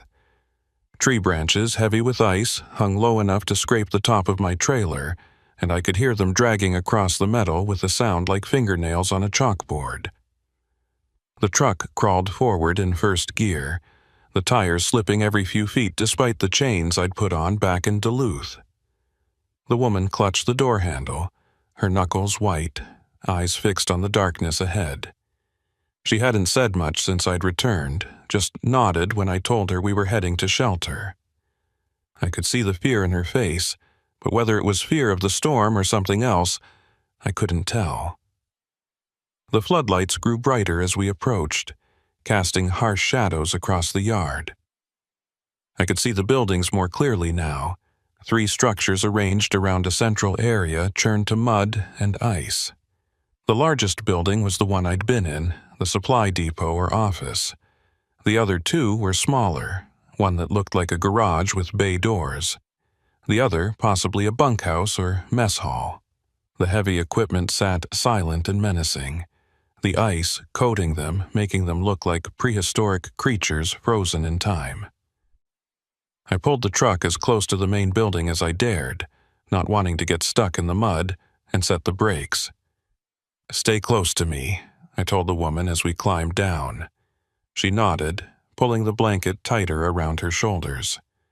The cold hit us immediately, the wind cutting through our clothes like it had a personal grudge. We hurried toward the building, and the door swung open before we reached it. The man from before stood there, backlit by the dim interior light. He stepped aside to let us in, and I noticed for the first time that he wasn't alone. 2 other men sat at a folding table near the back of the room, both of them watching us with the same unsettling intensity. "Get her by the heater," the bearded man said, gesturing to a propane unit in the corner. I guided the woman over and helped her settle into a metal folding chair positioned near the warmth. She held her hands out toward the heat, shivering violently. The bearded man followed us, standing just close enough that I felt crowded. "She gonna make it?" he asked, his tone suggesting the question was more about inconvenience than concern. I nodded. "She needs to warm up gradually. Maybe some hot coffee if you have it." One of the men at the table stood, a shorter guy with a patchy beard and nervous energy. He grabbed a dented thermos from a shelf and poured steaming liquid into a styrofoam cup, then brought it over. The woman took it gratefully, her hands still shaking as she raised it to her lips. I watched her take a few sips, some color starting to return to her face, and felt a small measure of relief. At least we'd gotten her out of immediate danger. But that relief was short-lived as I looked around the room and really started to take in the details I'd missed before. The equipment on the shelves wasn't just mining gear. There were chains, not the tire chains you'd use on a truck, but heavy-duty lengths of chain with hooks and clasps. There were fuel canisters, dozens of them, lined up against one wall. And in the corner, partially hidden under a tarp, I could see what looked like oxygen tanks and cutting torches. It was the kind of setup you'd use for salvage work, or maybe something less legitimate. The men at the table were watching me now, and I could feel their eyes tracking every movement I made. "You boys mining out here?" I asked, trying to sound casual. The bearded man, who seemed to be in charge, shook his head. "Survey work, checking old claims, seeing what's worth reopening." It was a reasonable answer, the kind of thing that happened all the time in the Iron Range. But something about the way he said it felt rehearsed, like he'd given that explanation before and knew exactly how to make it sound believable. I nodded, not pushing. "Must be rough out here in winter." He shrugged. "We manage. Storms got us shut down for the night, but we'll be back at it once the road's clear." The shorter man had returned to the table, and I noticed him exchanging a glance with the third man, who hadn't moved or spoken yet. The third guy was older, maybe late 50s, with a lean face and eyes that looked like they'd seen things he'd rather forget. He wore a heavy canvas coat with the collar turned up, and his hands rested on the table, fingers drumming a slow, rhythmic pattern that set my nerves on edge. "How long you think this storm's gonna last?" I asked, directing the question to no one in particular. The bearded man considered it. "Radio says it'll blow through by morning. Roads should be passable by noon, assuming the county gets their plows out." I glanced at the radio on the desk, remembering how he'd reacted when I'd used it. "You got through to the county?" He shook his head. "That radio's company frequency. We don't use it for outside calls." It was the same line he'd given me before, and it still didn't sit right. The woman had stopped shivering, her breathing more regular now. She looked at me, and I saw a question in her eyes. I gave her a small nod, trying to reassure her that everything was fine, even though I wasn't sure I believed it myself. The bearded man noticed the exchange and moved closer to her. "You got a name?" he asked. She hesitated, then said quietly, "Sarah." He nodded. "I'm Ephraim Lindholm. I run this operation." He gestured to the other two men. "That's Dale, and the quiet one's Marcus." I introduced myself, and Ephraim shook my hand with a grip that was just a fraction too firm, a subtle show of dominance. "Luther Brackenridge. I haul freight out of Duluth." Ephraim's eyes narrowed slightly. "Long way from Duluth. What brings you up this way in a storm?" I explained about the load, the route to Ely, the freezing rain that had forced me to slow down. He listened, nodding occasionally, but I could see him processing every detail, filing it away. When I finished, he said, "Well, you're stuck here for the night. Might as well make yourself comfortable." It wasn't an invitation any more than his earlier directive had been. It was a statement of fact, a declaration of the situation I found myself in. I glanced toward the door, calculating. My truck was maybe 50 feet away, and in good conditions, I could be back in the cab and rolling in under a minute. But with the ice, the darkness, and the distance it might as well have been a mile, and leaving Sarah behind wasn't an option, not when she was barely recovered from hypothermia. I was trapped, and Ephraim knew it. "Appreciate the hospitality," I said, keeping my tone neutral. Ephraim smiled, but it didn't reach his eyes. "Not a problem. We don't get many visitors, but we take care of our own out here." The way he said "our own" sent a chill through me that had nothing to do with the temperature. I was being claimed, incorporated into some unspoken agreement I didn't understand, and, judging by the way Dale and Marcus were watching, refusing wasn't an option. The hours crawled by with an oppressive slowness. Sarah dozed fitfully in her chair, the blanket wrapped tight around her. I sat on a wooden crate near the door, ostensibly resting but really watching, waiting for something to tip the situation one way or another. Ephraim and his crew busied themselves with tasks that seemed designed more to fill time than accomplish anything. Dale went out once, disappearing into the storm for about 20 minutes before returning with a canvas bag slung over his shoulder. He set it down near the desk with a heavy thud, and I caught a glimpse of something metallic inside before he covered it with a rag. Marcus broke his silence around 10 p.m., his voice a low rasp that sounded like it hurt to use. "Radio says the interstate's closed. Pile up near Grand Rapids." Ephraim looked up from the clipboard he'd been studying. "How many rigs?" Marcus shrugged. "Didn't say. Just said it's blocking both lanes." Ephraim grunted and went back to his clipboard. I filed the information away, wondering if it was true or just another piece of the performance they seemed to be putting on. Around midnight, Ephraim stood and stretched, his joints popping audibly. "Dale, you and Marcus take first watch. I'm going to grab a few hours." Watch. The word hung in the air, confirming what I'd already suspected. This wasn't just a work site shutting down for the night. They were guarding something, protecting it. Dale nodded and grabbed a thermos, pouring himself more coffee. Marcus pulled out a deck of cards and started shuffling with the practiced ease of someone who'd spent a lot of time waiting. Ephraim looked at me. "There's bunks in the next building if you and the lady want to get some real sleep. Heaters running, should be comfortable enough." I glanced at Sarah, who was awake now, watching the exchange with wary eyes. "We're fine here," I said. Ephraim's expression hardened slightly. "Wasn't a suggestion. You'll sleep better in a bunk, and we need this space for work come morning." I wanted to argue, wanted to insist on staying where I could keep an eye on things, but I could see the shift in his stance, the way his hand had moved closer to his belt. Whatever he had there, gun or knife, he was ready to use it if I pushed. "All right," I said, standing slowly. "We'll take you up on that." Ephraim's expression relaxed. "Good man. Follow me." He grabbed a flashlight and led us out into the storm. The wind had picked up again, driving the freezing rain sideways. I helped Sarah across the yard, the ice making every step treacherous. The bunkhouse was smaller than I'd expected, maybe 20 feet by 30, with a row of metal frame bunks along each wall.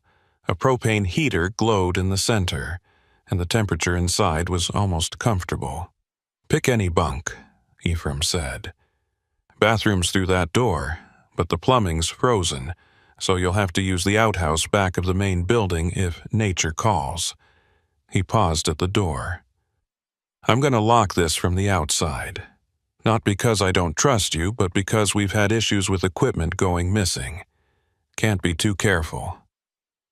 Before I could respond, he was gone, and I heard the distinctive click of a padlock engaging. Sarah looked at me, fear naked on her face now. "What is this place?" she whispered. I shook my head. "I don't know. But we're getting out of here as soon as the storm breaks."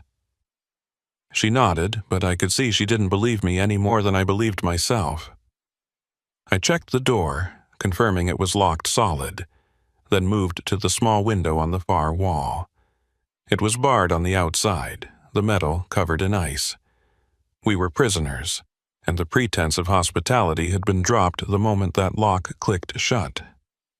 I tried to think, to come up with a plan. The window was too small and too secure to be an exit. The door was solid metal, and even if I could break the lock, Ephraim and his crew would hear it. My phone still had no signal, and even if it did, who would I call? The nearest sheriff's department was probably 40 miles away, and with the roads the way they were, they couldn't get here until morning at the earliest. We were on our own.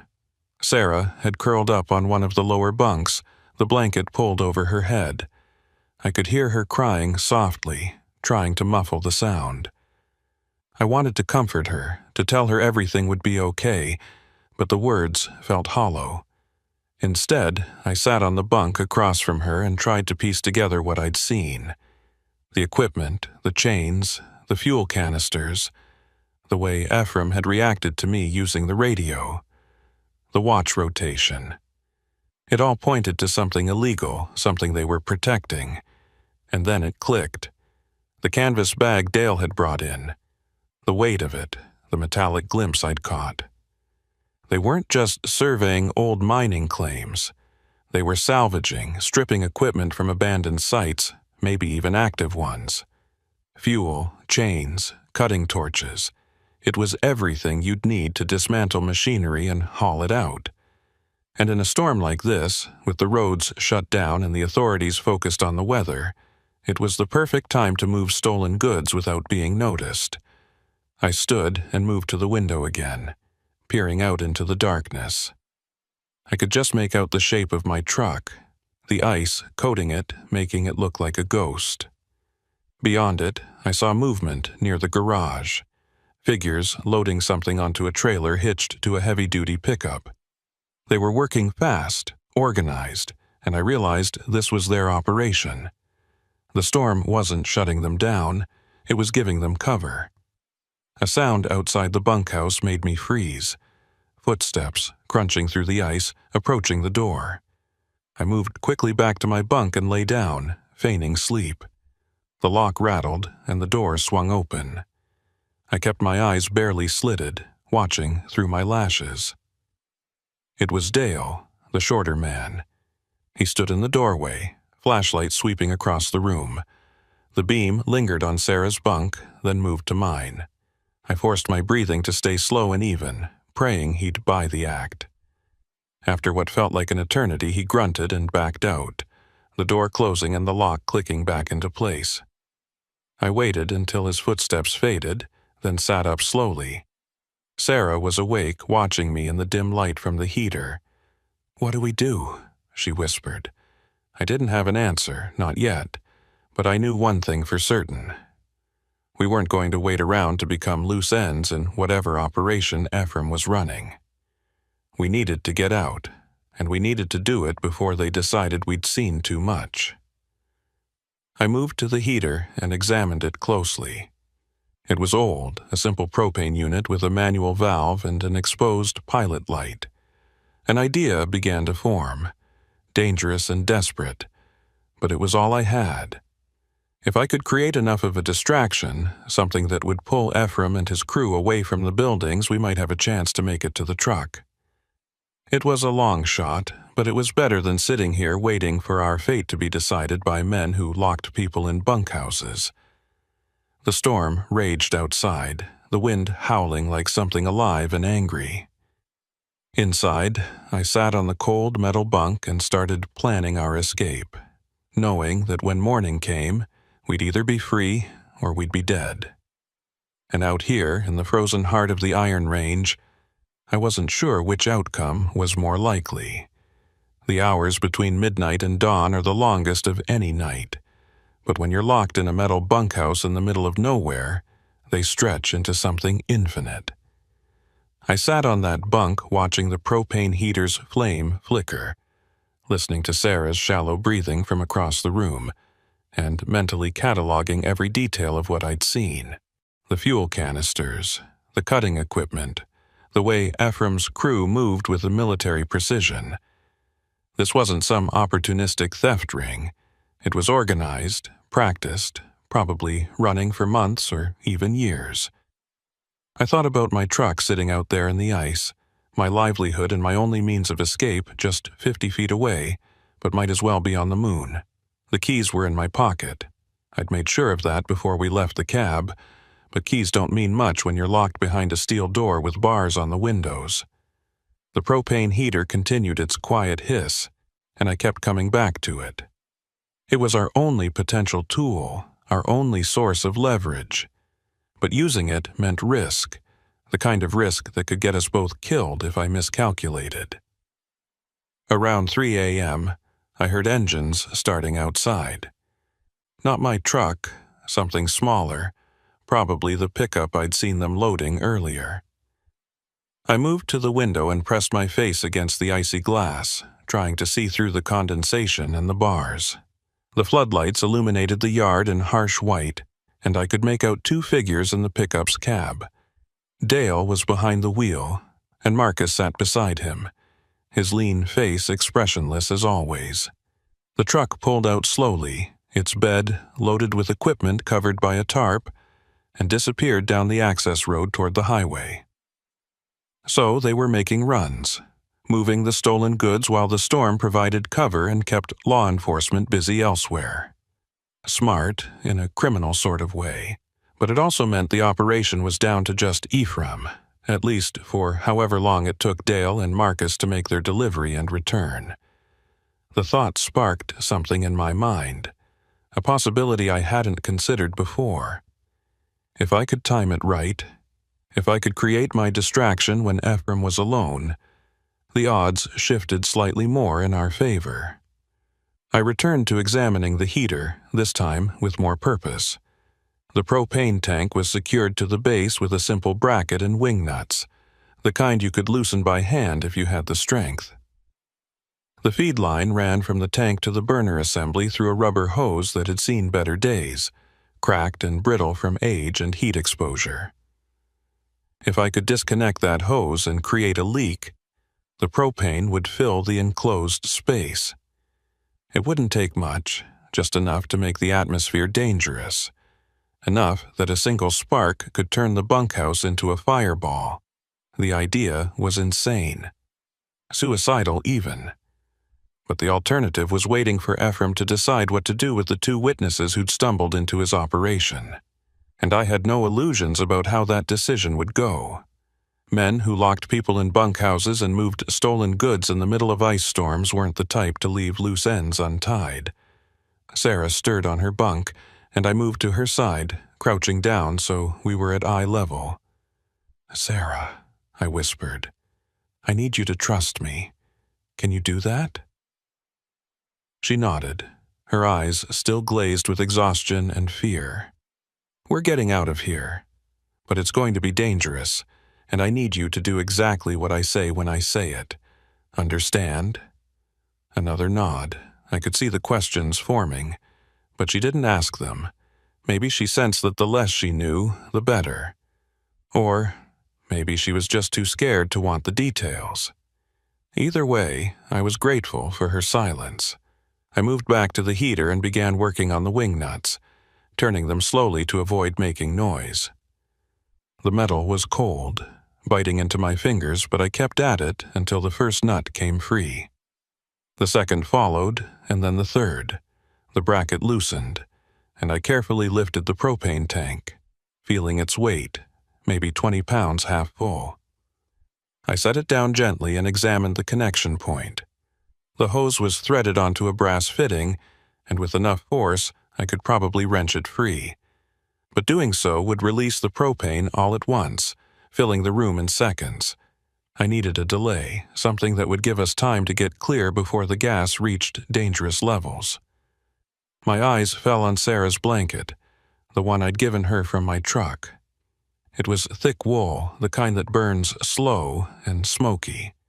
If I could create a smoldering ignition source, something that would take a few minutes to catch but would inevitably ignite the gas, we'd have our window. I pulled the blanket from Sarah's shoulders, ignoring her confused look, and tore a strip from the edge. Working quickly now, I twisted the strip into a tight coil and positioned it near the heater's pilot light, close enough to catch eventually but not immediately.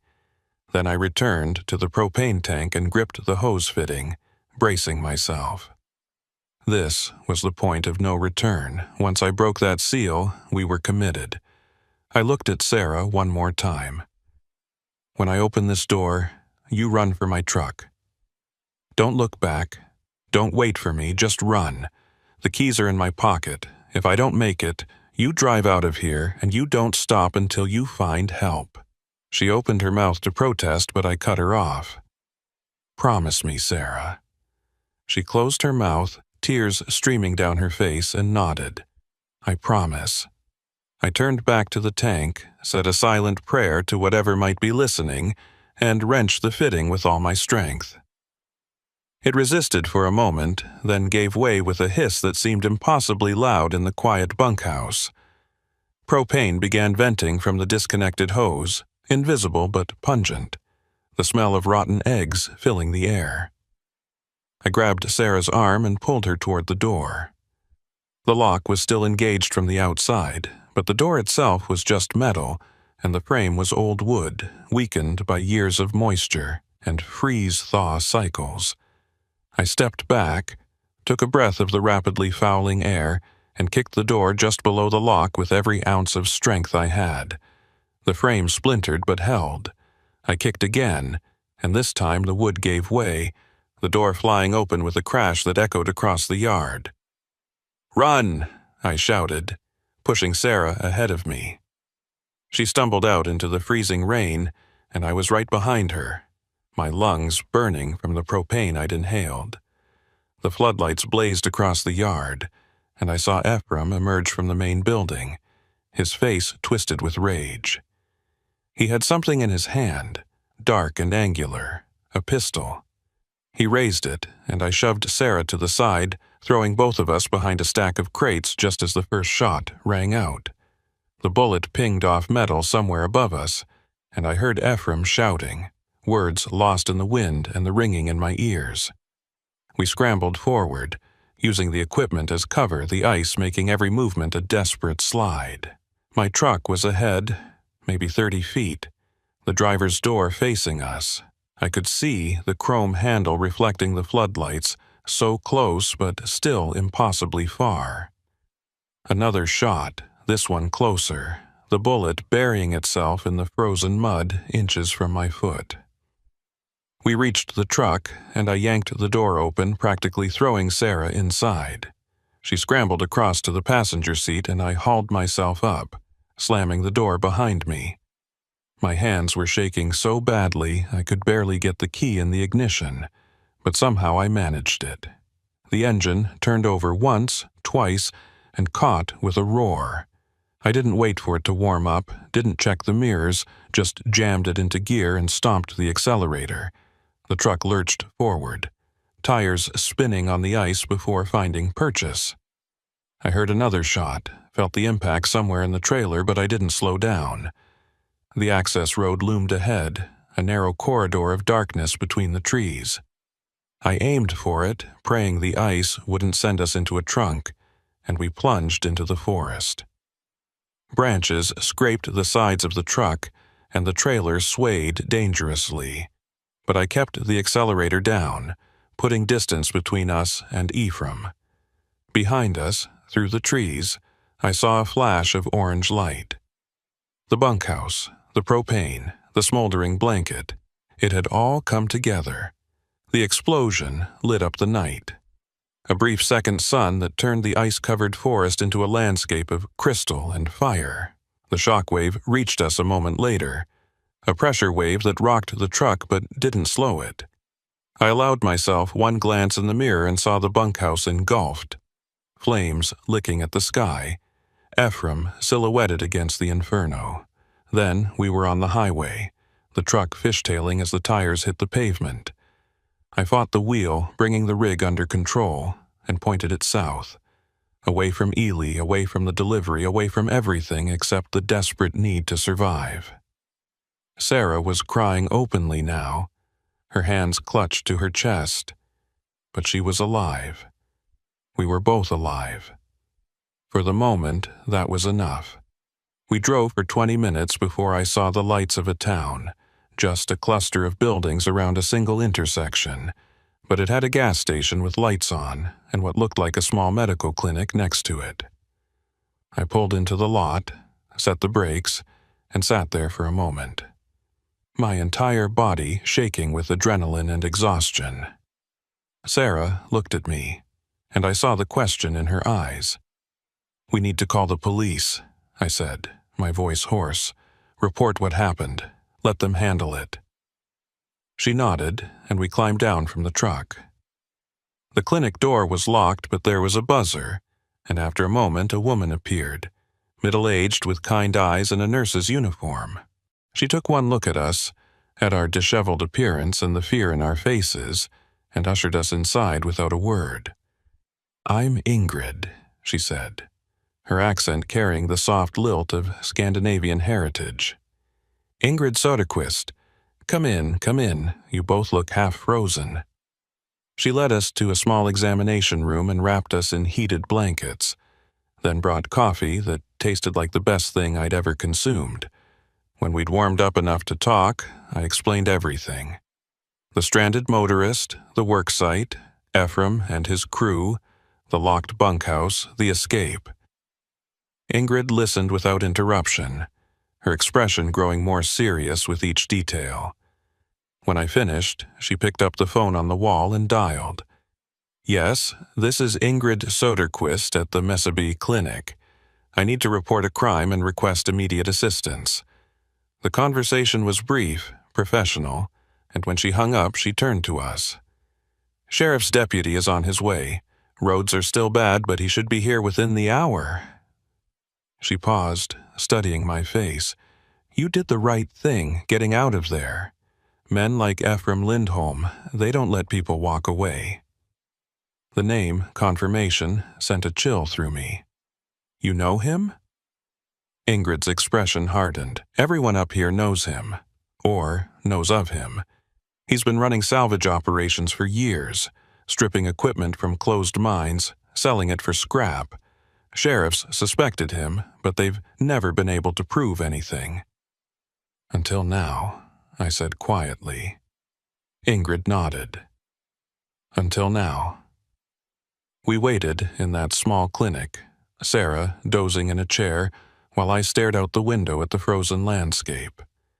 The sky was beginning to lighten, the storm finally breaking. Ice coated everything, turning the world into something beautiful and deadly. I thought about Ephraim, about whether he'd survived the explosion, or if he was still out there, plotting revenge. I thought about Dale and Marcus, about whether they'd return to find the operation in ruins and decide to hunt us down. The deputy arrived just as dawn broke fully, a young man in a tan uniform who looked barely old enough to shave. But his eyes were sharp, and he took detailed notes as I walked him through the story again. He radioed for backup, and within 2 hours, the lot was filled with law enforcement. State Patrol, County Sheriff, even what looked like ATF agents, their windbreakers marking them as federal. They asked the same questions over and over, cross-referencing our stories, checking details. Finally, one of the senior investigators, a woman with steel-gray hair and a no-nonsense demeanor, sat down across from me. "We sent units to the location you described. Found the burned-out bunkhouse, evidence of the operation, but no sign of Ephraim Lindholm or his associates. They're gone." I'd expected it, but hearing it confirmed still felt like a punch to the gut. "So they got away." The investigator shook her head. "They ran, but they left behind evidence, lots of it. Equipment with serial numbers, paper trails, radio logs. We'll find them. It's just a matter of time." I wanted to believe her, wanted to think that justice would catch up to men like Ephraim. But I'd been on the road long enough to know that sometimes people just vanished into the vast emptiness of the northern routes, and no amount of investigation could pull them back. The authorities kept us for most of the day, taking statements, photographing the damage to my truck where Ephraim's bullets had struck. Eventually, they let us go. Sarah had family in Duluth, and they arranged for her to be driven back. Before she left, she hugged me, holding on longer than necessary. "Thank you," she whispered, "for everything." I nodded, not trusting myself to speak. Then she was gone, and I was alone with my truck and the long drive ahead. The load was still in the trailer, untouched but now evidence in an ongoing investigation. They'd released it after processing, and I was cleared to complete the delivery to Eerie, though the thought of driving back up that highway made my skin crawl. I climbed into the cab, started the engine, and sat there for a long moment, staring at the road ahead. Ingrid Soderquist appeared at my window, tapping gently on the glass. I rolled it down, and she handed me a piece of paper. "My number," she said.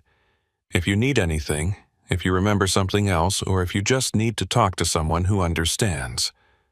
I took the paper, tucking it into my shirt pocket. "Thank you." She stepped back, and I put the truck in gear, easing out of the lot and back onto the highway. The drive to Ely was uneventful, the roads finally clear, the sun bright against the snow. I dropped the load without incident, collected my signature, and turned back south.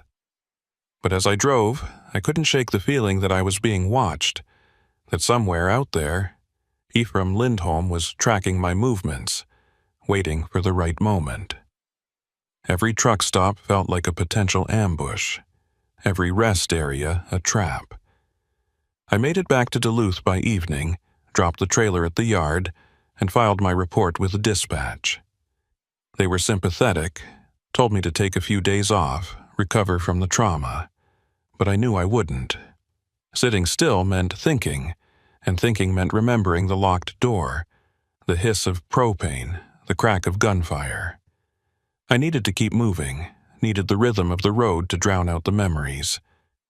That night, I parked at a busy truck stop, nose out, engine idling. I kept the curtains open, watching the lot, waiting for a dark pickup or a familiar face to emerge from the shadows. Sleep came in fits, and when it did, I dreamed of ice and fire, of locked doors and men who disappeared into storms. And I knew, with the certainty that settled into my bones, that this wasn't over. Not really. Men like Ephraim didn't just vanish. They regrouped, they planned, and they came back. The first week after the incident, I convinced myself I was being paranoid. Every dark pickup in my mirrors was just another vehicle on the highway. Every stranger at a fuel stop was just a driver getting coffee. Every time my phone rang with an unknown number, it was just a wrong number or a telemarketer. I took loads that kept me moving, short hauls that didn't require overnight stops, routes that stayed on major interstates where there were witnesses and cameras. I told myself it was temporary, that once the authorities made arrests, once Ephraim and his crew were locked up, I could go back to normal. But normal felt like something from another lifetime. The second week, I started noticing patterns. A beige sedan that appeared behind me on 3 different routes, always keeping just far enough back to avoid being obvious. A man in a truck stop in Wisconsin who watched me a little too long, his eyes following me from the fuel island to the building and back. Small things, easily dismissed individually, but they accumulated like ice on a windshield, building up until I couldn't see clearly anymore.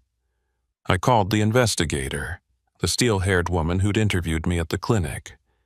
She listened patiently, then told me they were still building the case, that they had leads but no arrests yet.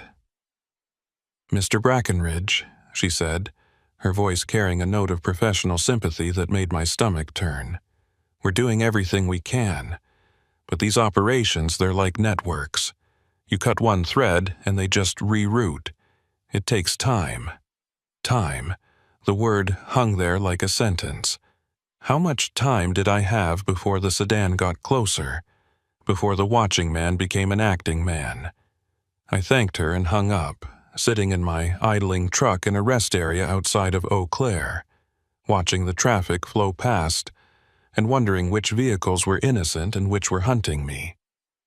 The third week, I made a mistake.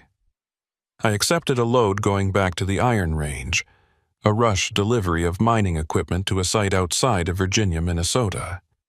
The money was good, triple the normal rate for the expedited timeline, and I needed it. The incident had cost me work, the trauma had cost me sleep, and my savings were evaporating. But more than that, I think part of me needed to prove that I wasn't scared, that Ephraim Lindholm and his vanished crew hadn't broken something fundamental in me. So I took the load, signed the paperwork, and headed north. The weather was clear, the roads dry. It should have been an easy run, but the moment I crossed into the Iron Range, I felt it, that same prickle at the base of my skull that I'd felt in the bunkhouse, the animal awareness that predators were near. I pushed through, made the delivery without incident, and was heading back south when my phone rang. It was Ingrid Soderquist, the nurse from the clinic. "Luther," she said, and I could hear the tension in her voice, "you need to be careful, very careful." "What's wrong?" I asked, my hands tightening on the wheel. There was a pause, and I heard what sounded like a door closing. When she spoke again, her voice was lower.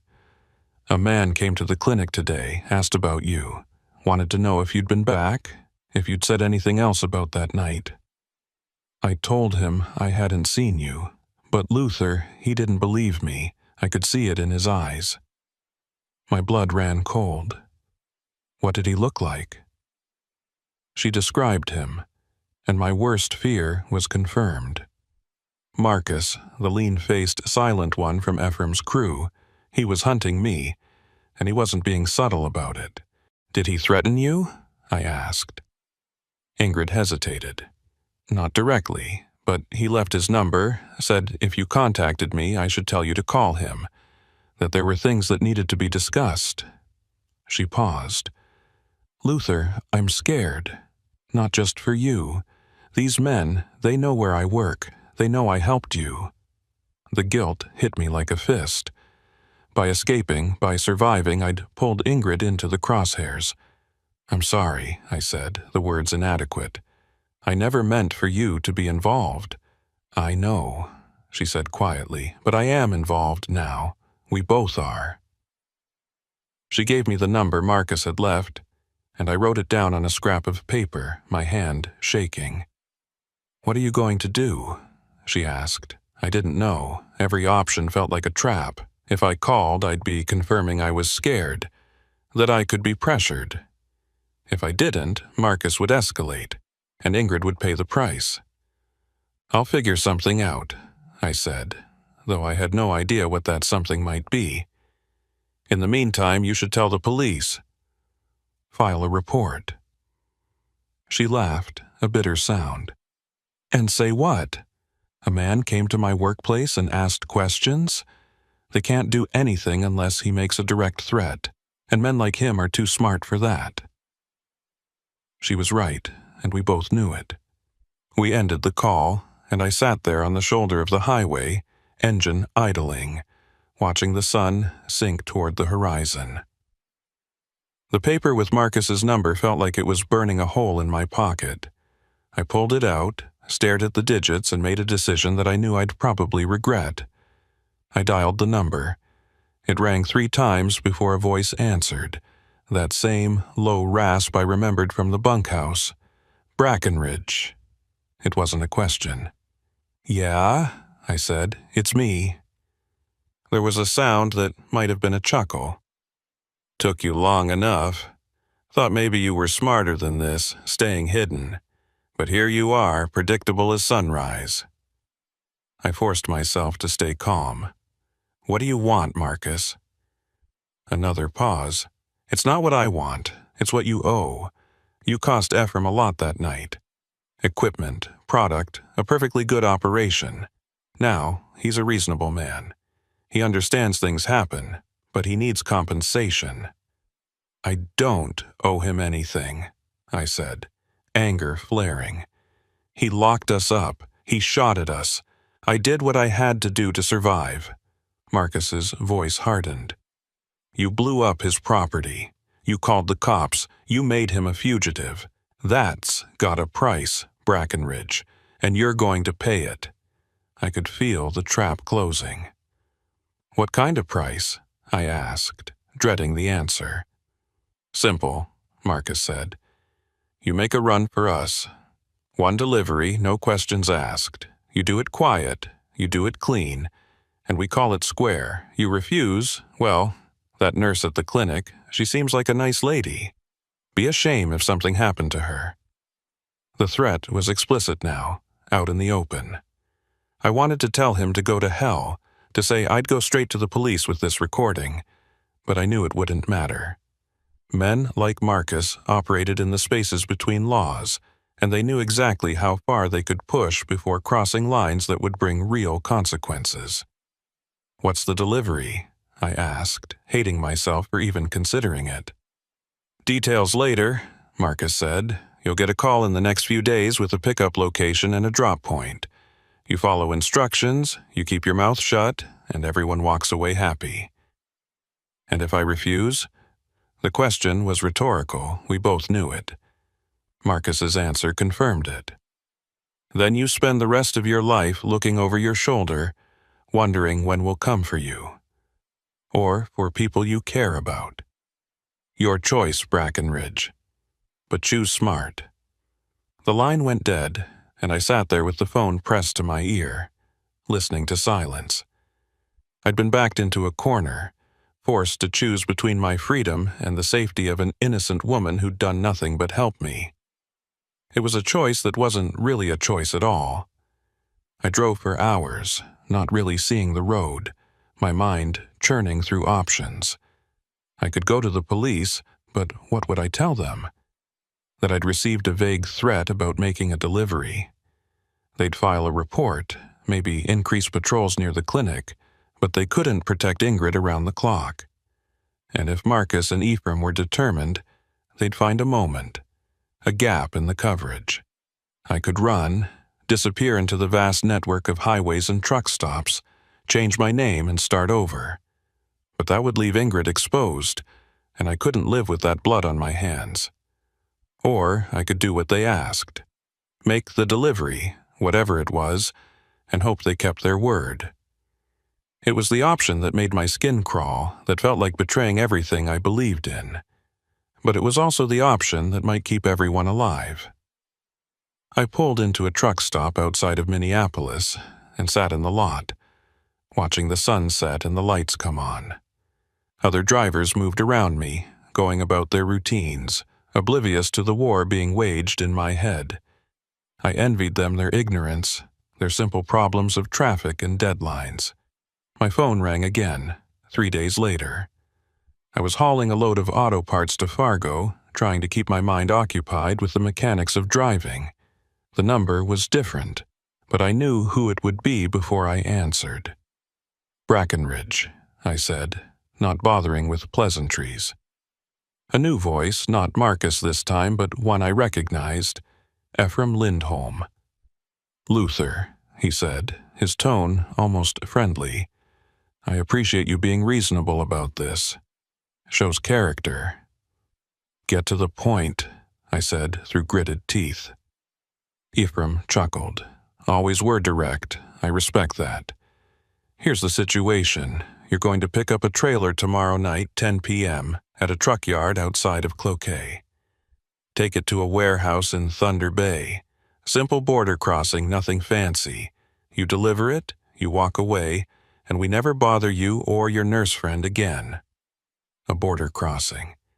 That meant customs, inspections, potential federal charges if things went wrong. What's in the trailer? I asked, though I knew he wouldn't tell me.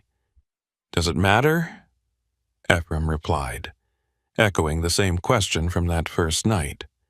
You're hauling freight, that's what you do. Just this time you're doing it for us. I wanted to refuse, wanted to tell him to find another Patsy. But then I thought about Ingrid, about her kind eyes and the way she'd helped us without hesitation. "I want proof," I said. "Proof that Ingrid is safe." Ephraim was quiet for a moment. "Fair enough. Marcus will send you a photo in the next hour. She's fine for now, but Luther, if you deviate from the plan, if you contact the authorities, if you do anything except exactly what we tell you, she won't stay fine. Understand?" "I understand," I said, the words tasting like ash. "Good man," Ephraim said. "Details will come via text. Follow them precisely." The line went dead, and I was alone again with the hum of the road and the weight of what I'd agreed to. An hour later, my phone buzzed with an image. It was Ingrid, standing outside the clinic, taken from a distance but close enough to be clear. She looked worried, her eyes scanning the parking lot like she sensed she was being watched. The message was clear. They could get to her any time they wanted. The next day and a half were a blur. I completed the Fargo delivery, then dead-headed back toward Duluth, my mind obsessively running through every detail of the plan Ephraim had sent. The truck yard in Cloquet was off the main routes, a small operation that probably did more in questionable deals than legitimate business. I was to arrive at 10 p.m., hook up to a specific trailer, already loaded and sealed, and drive straight through to Thunder Bay. The border crossing would be at International Falls, where they had contacts who would expedite my passage. It was organized, professional, and utterly illegal. I thought about calling the investigator, about setting up a sting operation that could catch Ephraim and his crew in the act. But every time I reached for the phone, I saw Ingrid's face, saw the fear in her eyes in that photo. The risk was too high, the variables too many. If anything went wrong, if the authorities moved too soon or too late, she'd pay the price. So I kept my mouth shut and drove toward Cloquet, each mile feeling like I was digging myself deeper into a hole I'd never climb out of. The truck yard was exactly as described, a fenced lot with a small office and rows of trailers in various states of repair. I pulled in at 9:55 p.m., 5 minutes early, and immediately spotted the trailer Ephraim had specified. It was a standard dry van, unremarkable except for a small red mark on the rear door, the identifier I'd been told to look for. I backed up to it, hooked my airlines, and connected the electrical. The trailer was heavy. I could feel it in the way the truck settled when I engaged the fifth wheel. Whatever was inside, there was a lot of it. As I finished the hookup, a figure emerged from the office. Dale, the nervous one from the bunkhouse. He approached my window, and I rolled it down. "You're good to go," he said, his voice tight. "No stops except for fuel. You cross at International Falls. Use the commercial lane. Guy named Paulson will be on duty. He'll wave you through. Any problems, you call this number." He handed me a slip of paper with a phone number scrawled on it. "Don't screw this up, Brackenridge. A lot of people are counting on you." I took the paper without a word and rolled up the window. Dale stepped back, and I put the truck in gear, rolling out of the yard and onto the highway. The weight of the trailer pulled at me, a physical reminder of the choice I'd made, the line I'd crossed. I drove north, through the darkness, watching the mile markers tick by. My CB was silent. I'd turned it off, not wanting to hear the friendly chatter of other drivers going about their honest work. I was alone with my thoughts, and they were dark company. The drive to International Falls took 4 hours, and with each passing mile my anxiety ratcheted higher. I'd never crossed the border with illegal cargo, never been part of something like this. The weight of it pressed down on me, heavier than any load I'd ever hauled. When I finally reached the crossing, just before 3 a.m., my hands were slick with sweat despite the cold. I pulled into the commercial lane, as instructed, and waited for the customs officer to approach. The officer was young, maybe 30, with a nameplate that read Paulson, Ephraim's contact. He glanced at my paperwork, a manifest that I knew was falsified, listing the cargo as industrial equipment. He barely looked at it before handing it back. "Pop the trailer," he said, his voice casual. I did, hearing the mechanism release. He walked around to the back, and I watched in the mirror, holding my breath. He opened the doors, shined his flashlight inside for maybe 5 seconds, then closed them again. He returned to my window. "You're clear. Drive safe." That was it. No inspection, no questions, no secondary screening. I'd just crossed an international border with unknown illegal cargo, and it had been easier than getting through a way station. I pulled forward, back into the flow of traffic, and continued toward Thunder Bay. The warehouse was on the industrial outskirts, another anonymous building in a district full of them. I backed up to the dock at 4:30 a.m., and before I could even set the brakes, people were swarming the trailer, unhitching it with practiced efficiency.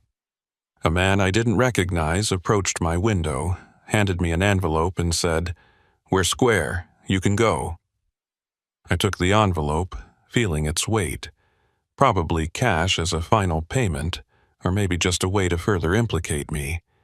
I didn't open it. I just put the truck in gear and drove away, leaving the trailer and whatever it contained behind. I crossed back into the United States at dawn, this time through a different crossing where I knew the inspection would be thorough. My empty trailer was searched, my paperwork scrutinized, and I was delayed for 2 hours. But I was clean, and eventually they waved me through. I drove straight to Duluth, my mind numb, my body running on autopilot. I'd done it. I'd completed Ephraim's delivery, transported illegal cargo across international lines, and become exactly the kind of criminal I'd always despised. But Ingrid was safe, or so I told myself. I called her as soon as I had signal, and she answered on the second ring. "Luther?" Her voice was shaky. "Are you okay?" I wanted to tell her everything, to confess what I'd done and why, but I couldn't. "I'm fine," I said. "Has anyone bothered you? Any more visits?" "No," she said.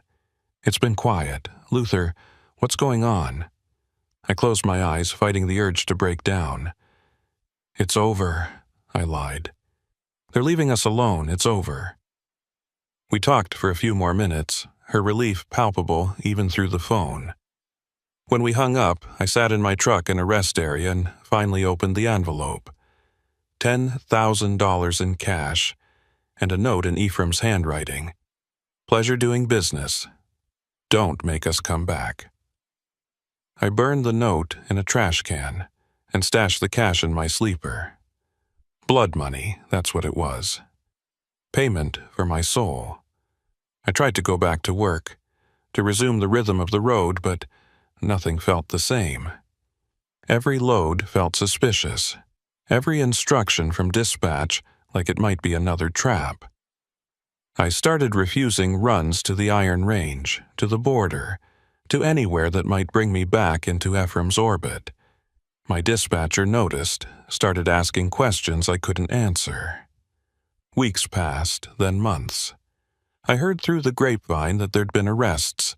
Some of Ephraim's network rolled up in a joint task force operation. But the man himself remained a ghost, along with Marcus and Dale.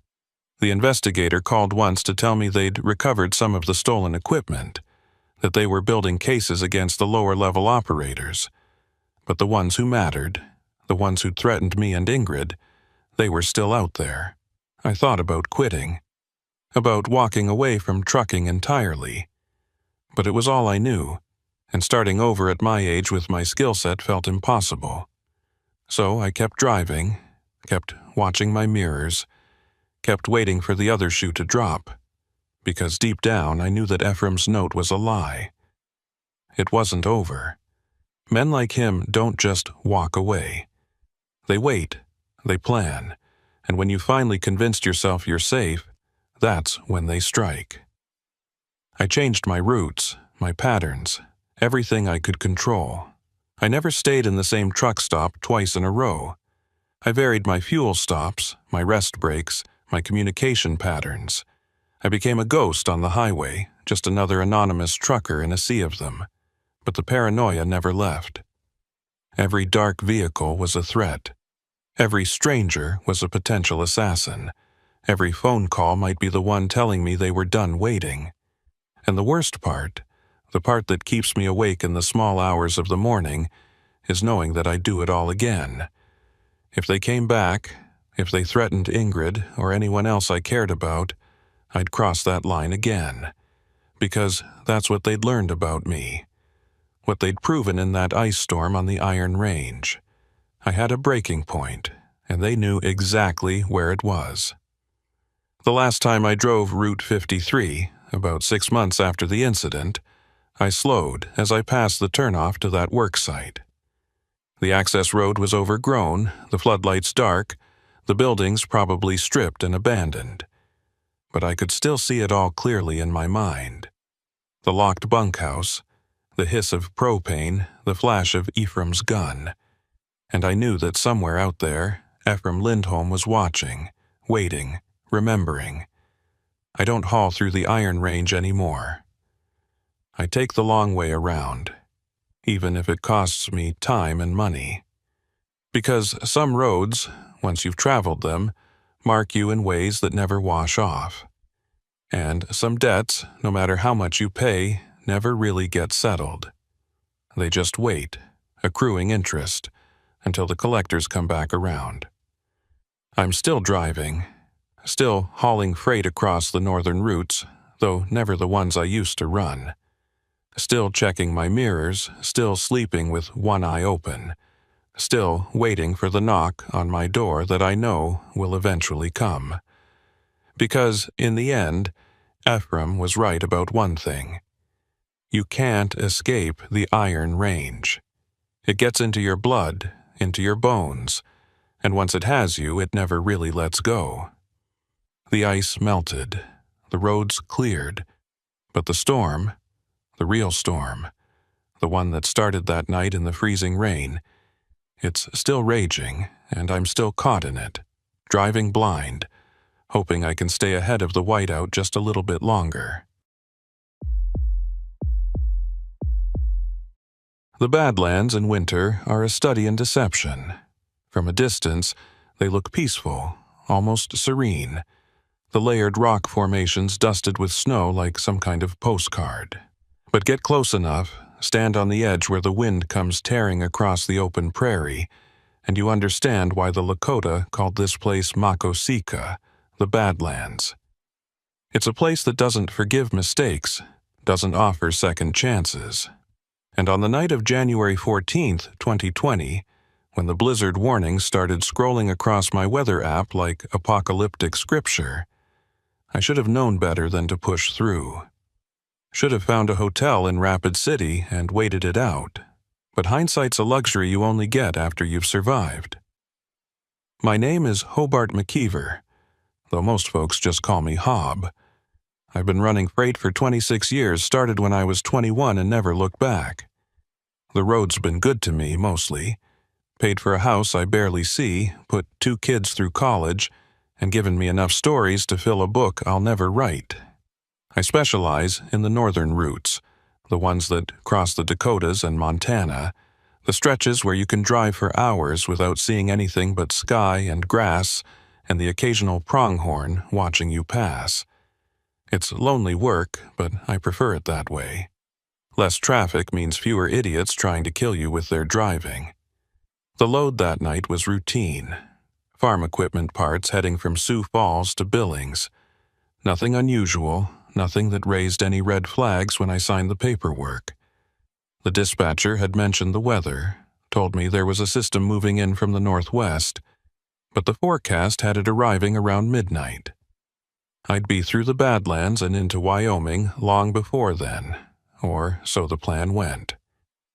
I loaded up around 2 p.m., did my inspection with the kind of thoroughness that comes from 2 decades of experience, and rolled out by 3. The sky was clear, the roads dry. It felt like an easy run.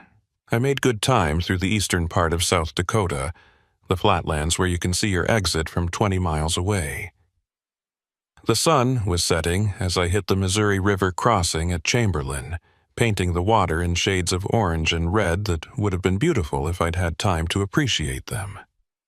But I was watching the sky to the west, watching the clouds building on the horizon like a wall. They were darker than the forecast had suggested, and they were moving faster.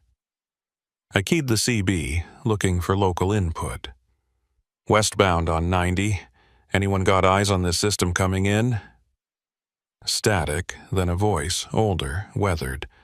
It's moving quick, supposed to be light snow, but it's looking meaner than that. You might want to find a place to park. I considered it, but I was already past Chamberlain, and the next real town was Wall, a good 70 miles west. I could make Wall before the worst hit, or at least that's what I told myself. Appreciate it, I said into the CB. I'll keep an eye on it. The voice came back, skeptical. Your funeral, friend. Then silence. The temperature started dropping around 7 p.m., falling from the mid-20s down to single digits in less than an hour. I could feel it in the way the truck responded, the engine working harder, the fuel flowing different. And then the wind picked up, not gradually but all at once, like someone had opened a door in the sky. It slammed into the trailer broadside, pushing the whole rig sideways. I corrected, both hands on the wheel, and dropped my speed from 70 to 60, then 50. The first snowflakes appeared, not falling so much as flying horizontally, driven by wind that had to be gusting 50, 60 miles per hour. Within 10 minutes, visibility went from clear to maybe a quarter mile. Within 20, it was down to 100 feet. I activated my hazards, watching the road markers disappear into the white. This was bad, worse than I'd expected, worse than the forecast had predicted. I should have stopped, should have pulled into the emergency lane and waited it out. But there was nothing out here, no services, no shelter, just open prairie and the distant promise of Wall. So I kept going, crawling along at 30 miles per hour, every muscle in my body tense. That's when I saw the reflectors. Not the normal road markers, but emergency triangles. The kind you put out when you're broken down. They were spaced along the shoulder, faint orange glows in the swirling snow. I slowed even further, air brakes hissing and swept my headlights across the scene. A truck, a big rig like mine, was pulled halfway onto the shoulder, its hazard lights barely visible through the accumulation on the lens. The trailer was jackknifed slightly, not a full disaster, but enough to block part of the right lane. I stopped about 50 yards back and set my own flashers, then grabbed my heavy coat and flashlight. The wind hit me the moment I opened the door, a physical force that nearly knocked me off the step. I caught myself on the grab handle and climbed down, boots immediately slipping on the ice underneath the snow. The cold was vicious, the kind that finds every gap in your clothing and exploits it. I made my way toward the truck using my flashlight to cut through the white.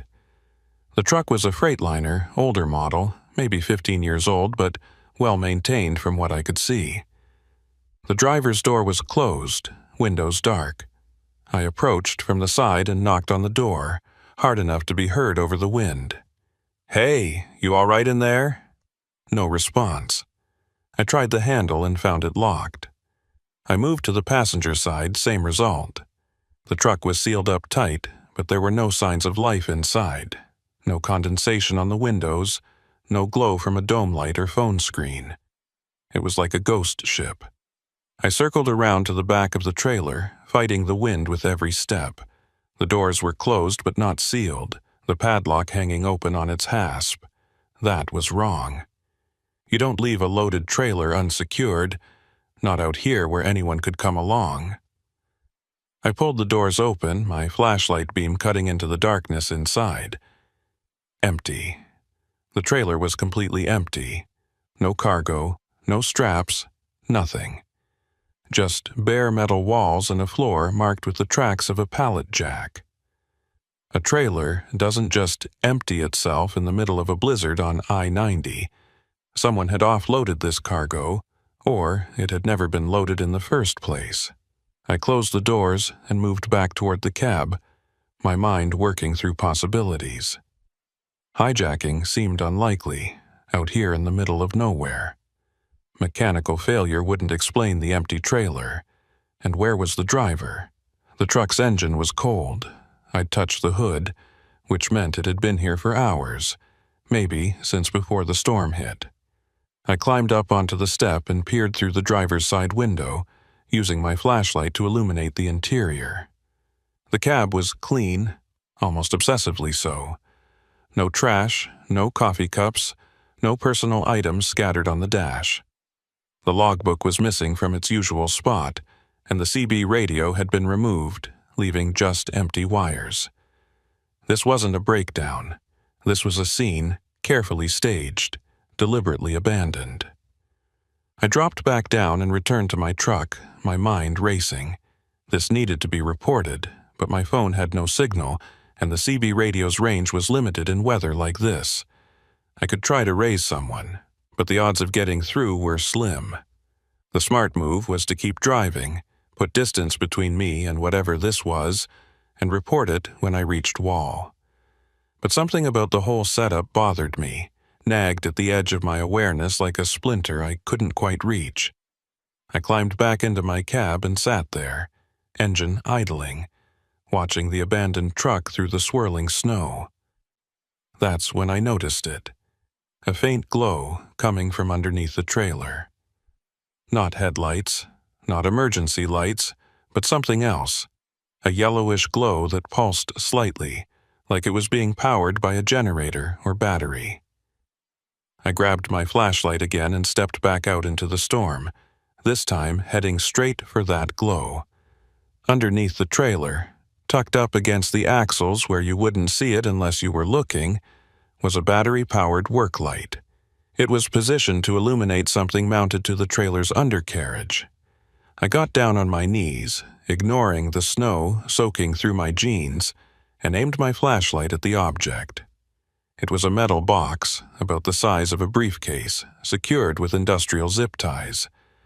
There were no markings on it, no labels, just smooth black metal with a small LED on one corner blinking red. Every instinct I had screamed at me to get away from that truck, to get back in my cab and drive until this whole scene was miles behind me. But I couldn't stop staring at that blinking LED, couldn't stop my mind from cataloging all the ways this was wrong. The empty trailer, the missing logbook and radio, the carefully positioned light, the unmarked box. This wasn't random, this was deliberate. And whatever was in that box, someone had gone to a lot of trouble to hide it here. I was reaching for my knife, thinking I'd cut the zip ties and take the box with me, when I heard it. A vehicle approaching from the west, engine noise cutting through the wind. I stood quickly, pocketing the knife, and moved away from the trailer. Headlights appeared through the snow, not the high beams of another semi, but the lower, wider spread of a pickup or SUV. The vehicle slowed as it approached, and I could make out a light bar on the roof. DOT or Highway Patrol, maybe. Help, or at least someone official I could report this to. The vehicle stopped about 20 feet from the abandoned truck, and a figure climbed out. He was tall, wearing a heavy coat with reflective striping and a DOT logo on the sleeve. He had a flashlight in one hand and moved with the careful, measured steps of someone who'd worked in conditions like this before. He spotted me and changed direction, approaching with his light raised but not aimed directly at me. "You the one who called this in?" he shouted over the wind. I shook my head. Didn't call anything, no signal, just stopped to check on it. He nodded, sweeping his light over the abandoned truck. "How long's it been here?" I shrugged. "Engine's cold, hours at least." He moved past me toward the truck, and I got a better look at him. Older, maybe late 50s, with a weathered face and the kind of eyes that had seen too many accidents, too many bad outcomes. "You check inside?" he asked. "Locked up tight," I said. "No one inside that I could see. Trailer's empty." He glanced at me, something flickering in his expression. "You check the trailer?" There was an edge to the question, a weight that made me hesitate. "Yeah," I said carefully. "Doors were open, no cargo." He grunted and moved to examine the doors himself, pulling them wide and shining his light inside. He spent longer looking than I had, his beam tracking across the floor, the walls, the ceiling. When he turned back to me, his expression was neutral, professional. "I'm Eldred Haugen, DOT snowplow operator. Got a call about a possible stranded vehicle out here." I introduced myself, and we shook hands, his grip strong despite the cold. "You see anybody else around? Any other vehicles?" I shook my head. "Just the truck and then you." Eldred looked out into the storm, his jaw working like he was chewing on something unpleasant. "Storm's getting worse," he said finally. "You should get moving. Wall's about 40 miles west. Roads are still passable, but that won't last." I nodded, ready to take the advice. But then I thought about the box under the trailer, about that blinking red LED. "What about the truck? You gonna call it in, get a wrecker out here?" Eldred turned back to the abandoned rig, his expression unreadable. "I'll handle it. You just worry about getting yourself somewhere safe." There was something dismissive in his tone, something that felt like a door closing. I wanted to press, wanted to ask about the box, about what he thought had happened here. But the wind was howling, and the snow was coming down so thick I could barely see my own truck. I nodded and started to walk away, then stopped. "That box under the trailer," I said, turning back. "You know what that is?" Eldred went very still. His hand, which had been hanging loose at his side, moved slightly toward his belt. "What box?" "Under the trailer," I repeated. "Mounted to the axle. Black metal, about this big." I held my hands apart to show the size. Eldred's eyes narrowed. "You didn't touch it, did you?" There was something in his voice now, urgency mixed with warning. I shook my head, just saw it, thought it was weird. He took a step toward me, closing the distance. "Listen to me carefully. You didn't see anything under that trailer. You didn't see a box, you didn't see a light, you didn't see nothing. You understand?" The threat was implicit but clear. I felt my pulse quicken, felt the cold turn from uncomfortable to dangerous. This wasn't a DOT worker checking on a stranded vehicle. This was something else, something connected to whatever operation the abandoned truck was part of. "I understand," I said slowly. Eldred studied me for a long moment, then nodded. "Good, now get out of here, and forget you ever stopped." I didn't need to be told twice. I turned and walked as quickly as the ice would allow back to my truck, feeling Eldred's eyes on me the entire way. I climbed into the cab, engaged the locks, and put the truck in gear. As I pulled away, I glanced in the mirror and saw Eldred still standing there watching me go. Then the snow swallowed him up, and I was alone on the highway again, the abandoned truck and whatever secrets it held disappearing into the white behind me. But I couldn't shake the image of that box, or the way Eldred had reacted when I mentioned it. And as I drove toward Wall, fighting the worsening storm, I realized that I'd stumbled into something I didn't understand, something dangerous enough that a man posing as a DOT worker was willing to threaten me over it. The smart thing would be to forget it, to do exactly what Eldred had said and pretend I'd never stopped. But 26 years on the road had taught me that sometimes the smart thing and the right thing aren't the same. And I had a feeling that before this night was over, I'd have to choose between them.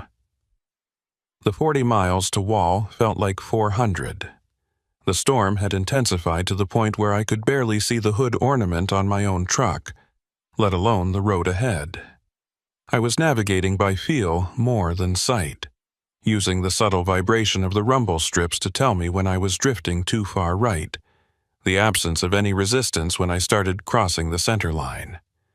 My speed had dropped to 15 miles per hour, maybe 20 on the straightaways where I could risk it. The whole time, my mind kept circling back to that abandoned truck, to the box underneath, to the way Eldred Haugen's hand had moved toward his belt when I'd mentioned it.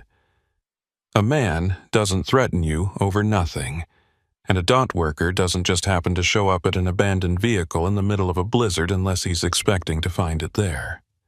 The whole scene had been staged. I was certain of that now. The question was why. What was in that box that was worth all the setup, all the risk? And more importantly, how many people were involved in whatever this operation was? I tried the CB again, hoping to raise someone, anyone who might have information. Westbound on 90. Anyone got ears on? Looking for information about that abandoned rig east of Wall. Static. I adjusted the squelch and tried again. This is westbound. Mile marker 138. Looking for any traffic information. More static. Then a burst of interference that sounded almost like words but dissolved before I could make sense of it. The storm was playing hell with the signal, or someone was jamming it. Out here, either was possible. My phone buzzed, and I glanced at it, surprised to see a single bar of signal. A text message from an unknown number. Keep driving. Don't stop in Wall. Continue to Rapid City. I stared at the screen, my blood running cold. Someone knew where I was, knew what I'd seen, and was tracking me. I set the phone down and checked my mirrors looking for headlights for any sign I was being followed. But the storm made it impossible to see more than a few feet behind me. I could have had a convoy back there, and I wouldn't have known until they were right on top of me. Wall appeared out of the white like a mirage, a handful of lights that marked the truck stop and the few businesses that served highway traffic. I'd been planning to stop, to get inside where it was warm, maybe grab some coffee and wait out the worst of the storm. But that text message changed everything. If I stopped, whoever was watching would know I hadn't followed their instructions. And given Eldred's reaction back at the abandoned truck, I had no illusions about what that might mean. But I also couldn't keep driving blind into a blizzard. The smart play was to pull off, find a public place with witnesses and security cameras, and figure out my next move. I signaled for the exit, my turn barely registering in the accumulating snow, and eased down the ramp. The truck stop was ahead, its sign glowing warm and inviting through the storm. I pulled into the lot and found a spot near the building, backing in so I had a clear view of the entrance and the fuel islands. The moment I set the brakes, my phone rang. Not a text this time, a call. The number was different from the text, but still unknown. I let it ring twice, 3 times, debating whether to answer. On the 4th ring, I picked up. Yeah, a voice, female, professional, with an accent I couldn't quite place. Mr. McKeever, you were told not to stop in Wall. So they knew my name. That narrowed down who was tracking me, or at least confirmed they had access to information they shouldn't have. Storm's too bad, I said, trying to keep my voice level. I'm not driving blind into the Badlands. There was a pause, and I could hear what sounded like keyboard clicks in the background. Your safety is noted. However, your presence in Wall complicates things. There are people looking for you, Mr. McKeever. People who don't appreciate curiosity. I gripped the phone tighter. What people? What's this about? Another pause. The less you know, the better. Trust me on that. Now, you have 2 choices. You can continue to Rapid City as instructed, or you can stay in Wall and deal with the consequences. What consequences? I asked. but the line had already gone dead. I sat there, staring at the phone, my mind racing. This was bigger than I'd thought, more organized. They had my number, my name, probably my route and my load information. They'd been tracking me since I stopped at the abandoned truck, maybe even before. And now they were giving me an ultimatum: cooperate or face consequences I could only imagine. I climbed down from the cab and hurried into the truck stop, the wind trying to rip the door from my hands. Inside, the warmth hit me like a physical force, and I stood there for a moment, letting my body adjust. The place was maybe half full, drivers scattered among the tables and booths, nursing coffee and waiting for the storm to break. A few glanced up as I entered, but most were too absorbed in their own concerns to pay me any attention. I grabbed coffee from the self-serve station and found a booth near the back where I could watch both the entrance and the parking lot through the windows. My hands were shaking as I pulled out my phone again, this time to do what I should have done from the start: call the police. I dialed 911 and the call connected after 3 rings. 911, what's your emergency? The dispatcher's voice was calm, trained. I'm a trucker on I-90 near Wall. I found an abandoned vehicle about 40 miles east, and there's something suspicious going on. There was a box hidden under the trailer, and a man claiming to be DOT threatened me when I mentioned it. There was a pause, longer than I expected. Can you describe the vehicle and the location?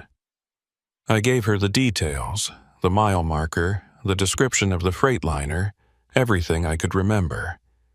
Another pause. And you said someone threatened you. I described Eldred, his DOT coat, his vehicle, the way he'd reacted to my mention of the box. The dispatcher was quiet for a moment, then said, "Sir, I'm going to need you to stay where you are.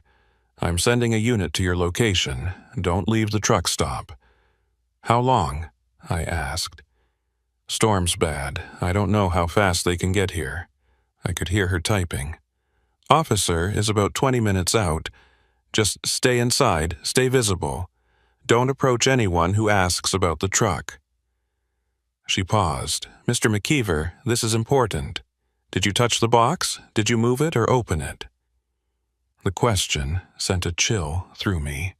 No, I just saw it. Why? What's in it? But she'd already moved on, telling me again to stay put, to wait for the officer. The call ended, and I was left with more questions than answers. 20 minutes. I could wait 20 minutes. I sipped my coffee and watched the lot, looking for Eldred's vehicle, for anyone who seemed too interested in the trucks parked outside. The storm was still raging, the snow piling up against the windows, but inside the truck stop, everything felt eerily normal. Just drivers waiting out the weather, complaining about dispatch and road conditions, the usual truck stop atmosphere. But I couldn't shake the feeling that I was being watched, that somewhere in this room, someone was reporting my every move. 15 minutes passed. Then my phone buzzed again, another text from a different unknown number. "Police won't help you. Leave now or they'll find you like they found the driver." Like they found the driver. The words hit me like a fist. The abandoned truck hadn't just been staged. There had been a driver, and something had happened to them. Something bad enough that whoever sent this message thought it was a credible threat. I stood, leaving my coffee half-finished, and moved toward the door. Screw waiting for the police. Screw following instructions from voices on the phone. I needed to get out of Wall, needed to put distance between me and whatever network I'd stumbled into. But as I reached for the door, it swung open, and a woman walked in, shaking snow from her coat. She was maybe 40, with sharp features and eyes that swept the room with professional efficiency before landing on me. "Hobart McKeever?" she asked, though it was clear she already knew. I nodded, wary. She pulled out a badge, showing it just long enough for me to see the South Dakota Highway Patrol seal. "I'm Trooper Vickers," Dispatch said you called in a suspicious vehicle. I glanced past her, looking for a patrol car, but the lot was just a wall of white. Where's your vehicle? I asked. She gestured vaguely toward the lot. Parked out front. Storm's making it hard to see much of anything. Why don't we sit down, and you can walk me through what you found? Something felt wrong. Her arrival was too fast. The dispatcher had said 20 minutes, and it had only been 15. And the way she'd introduced herself, showing the badge but not letting me examine it closely, felt rehearsed. I took a step back. Let me see that badge again. Her expression didn't change, but I saw a flicker of something in her eyes. Annoyance, maybe, or calculation. Mr. McKeever, we're wasting time. I need your statement about the abandoned vehicle. Show me the badge, I repeated, my voice firmer. She reached for her belt, but instead of the badge, her hand came up with something else. A phone. She held it up, showing me the screen. It was a photo of the abandoned truck, but not the one I'd seen. This photo was from before, from when it had a driver, and the driver was slumped over the wheel, head at an angle that no living person could maintain. This is what happens to people who ask too many questions, she said quietly. Now, are we going to have a conversation, or are you going to make this difficult? I didn't answer. I just turned and ran, pushing past her toward the back of the truck stop. There had to be another exit, a back door for deliveries or emergencies. I heard her shout behind me, heard the sound of footsteps, but I didn't look back. I hit the hallway that led to the restrooms and kept going, looking for any door marked exit. There, at the end of the hall, a metal door with a crash bar. I slammed into it and the door flew open, dumping me out into the storm. The cold hit me again, but I didn't stop. I ran along the side of the building, staying close to the wall, trying to orient myself. My truck was on the other side of the lot, maybe 100 yards away. I just had to get there, get the engine started, and get back on the highway. I rounded the corner and saw the lot, saw my truck sitting where I'd left it. And I saw something else, 2 figures standing near it, their shapes barely visible through the snow. I stopped, pressing myself against the wall. One of the figures was tall, wearing a heavy coat. The other was shorter, broader. They were examining my truck, looking in the windows, checking the doors, looking for me. I couldn't get to the truck not without being seen. And even if I could, they were probably smart enough to have disabled it or set up some kind of trap. I was cut off, hunted in the middle of a truck stop parking lot in a blizzard. I turned and moved along the back of the building, looking for options. There were other trucks parked in the lot, dozens of them.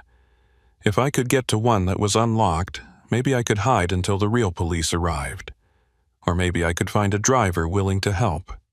Someone who'd believe my story and get me out of here. I moved between 2 trailers, using them for cover, and worked my way toward the fuel islands. That's when I heard it. A voice, tinny and distant, coming from one of the trucks, a CB radio. Dispatch, this is Mina. You got any updates on that eastbound situation? A woman's voice, calm and professional. Dispatch. This was a working truck, and the driver was on the radio. I moved to the cab and tapped on the window. A face appeared, older woman with gray hair pulled back in a ponytail. She looked at me, confused, and cracked the window an inch. Help, I said, keeping my voice low. I need help. There are people after me. She studied me for a moment, her expression skeptical. You in some kind of trouble? I nodded. I found something I shouldn't have. They're trying to silence me, please. I just need to get out of here. She looked past me, scanning the lot, then made a decision. Get in the passenger side. Quick. I didn't need to be told twice. I circled around the cab and climbed in, the warmth and relative safety of the enclosed space almost overwhelming. The woman was watching me, her hand near the CB mic. I'm Minna Kittleson, radio dispatcher for a freight company out of Pierre. I park here between shifts. Now, you want to tell me what's really going on?" I started to explain, the words tumbling out. The abandoned truck, the box, Eldred's threat, the phone calls, the woman posing as a trooper. Minna listened without interruption, her expression growing more serious with each detail. When I finished, she was quiet for a moment. Then she picked up her CB mic and keyed it. "This is Minna to any law enforcement on frequency. I have a situation at the Wall truck stop, requesting immediate assistance." She released the key and waited. Static. She tried again, on a different channel. Same result. She set the mic down and looked at me.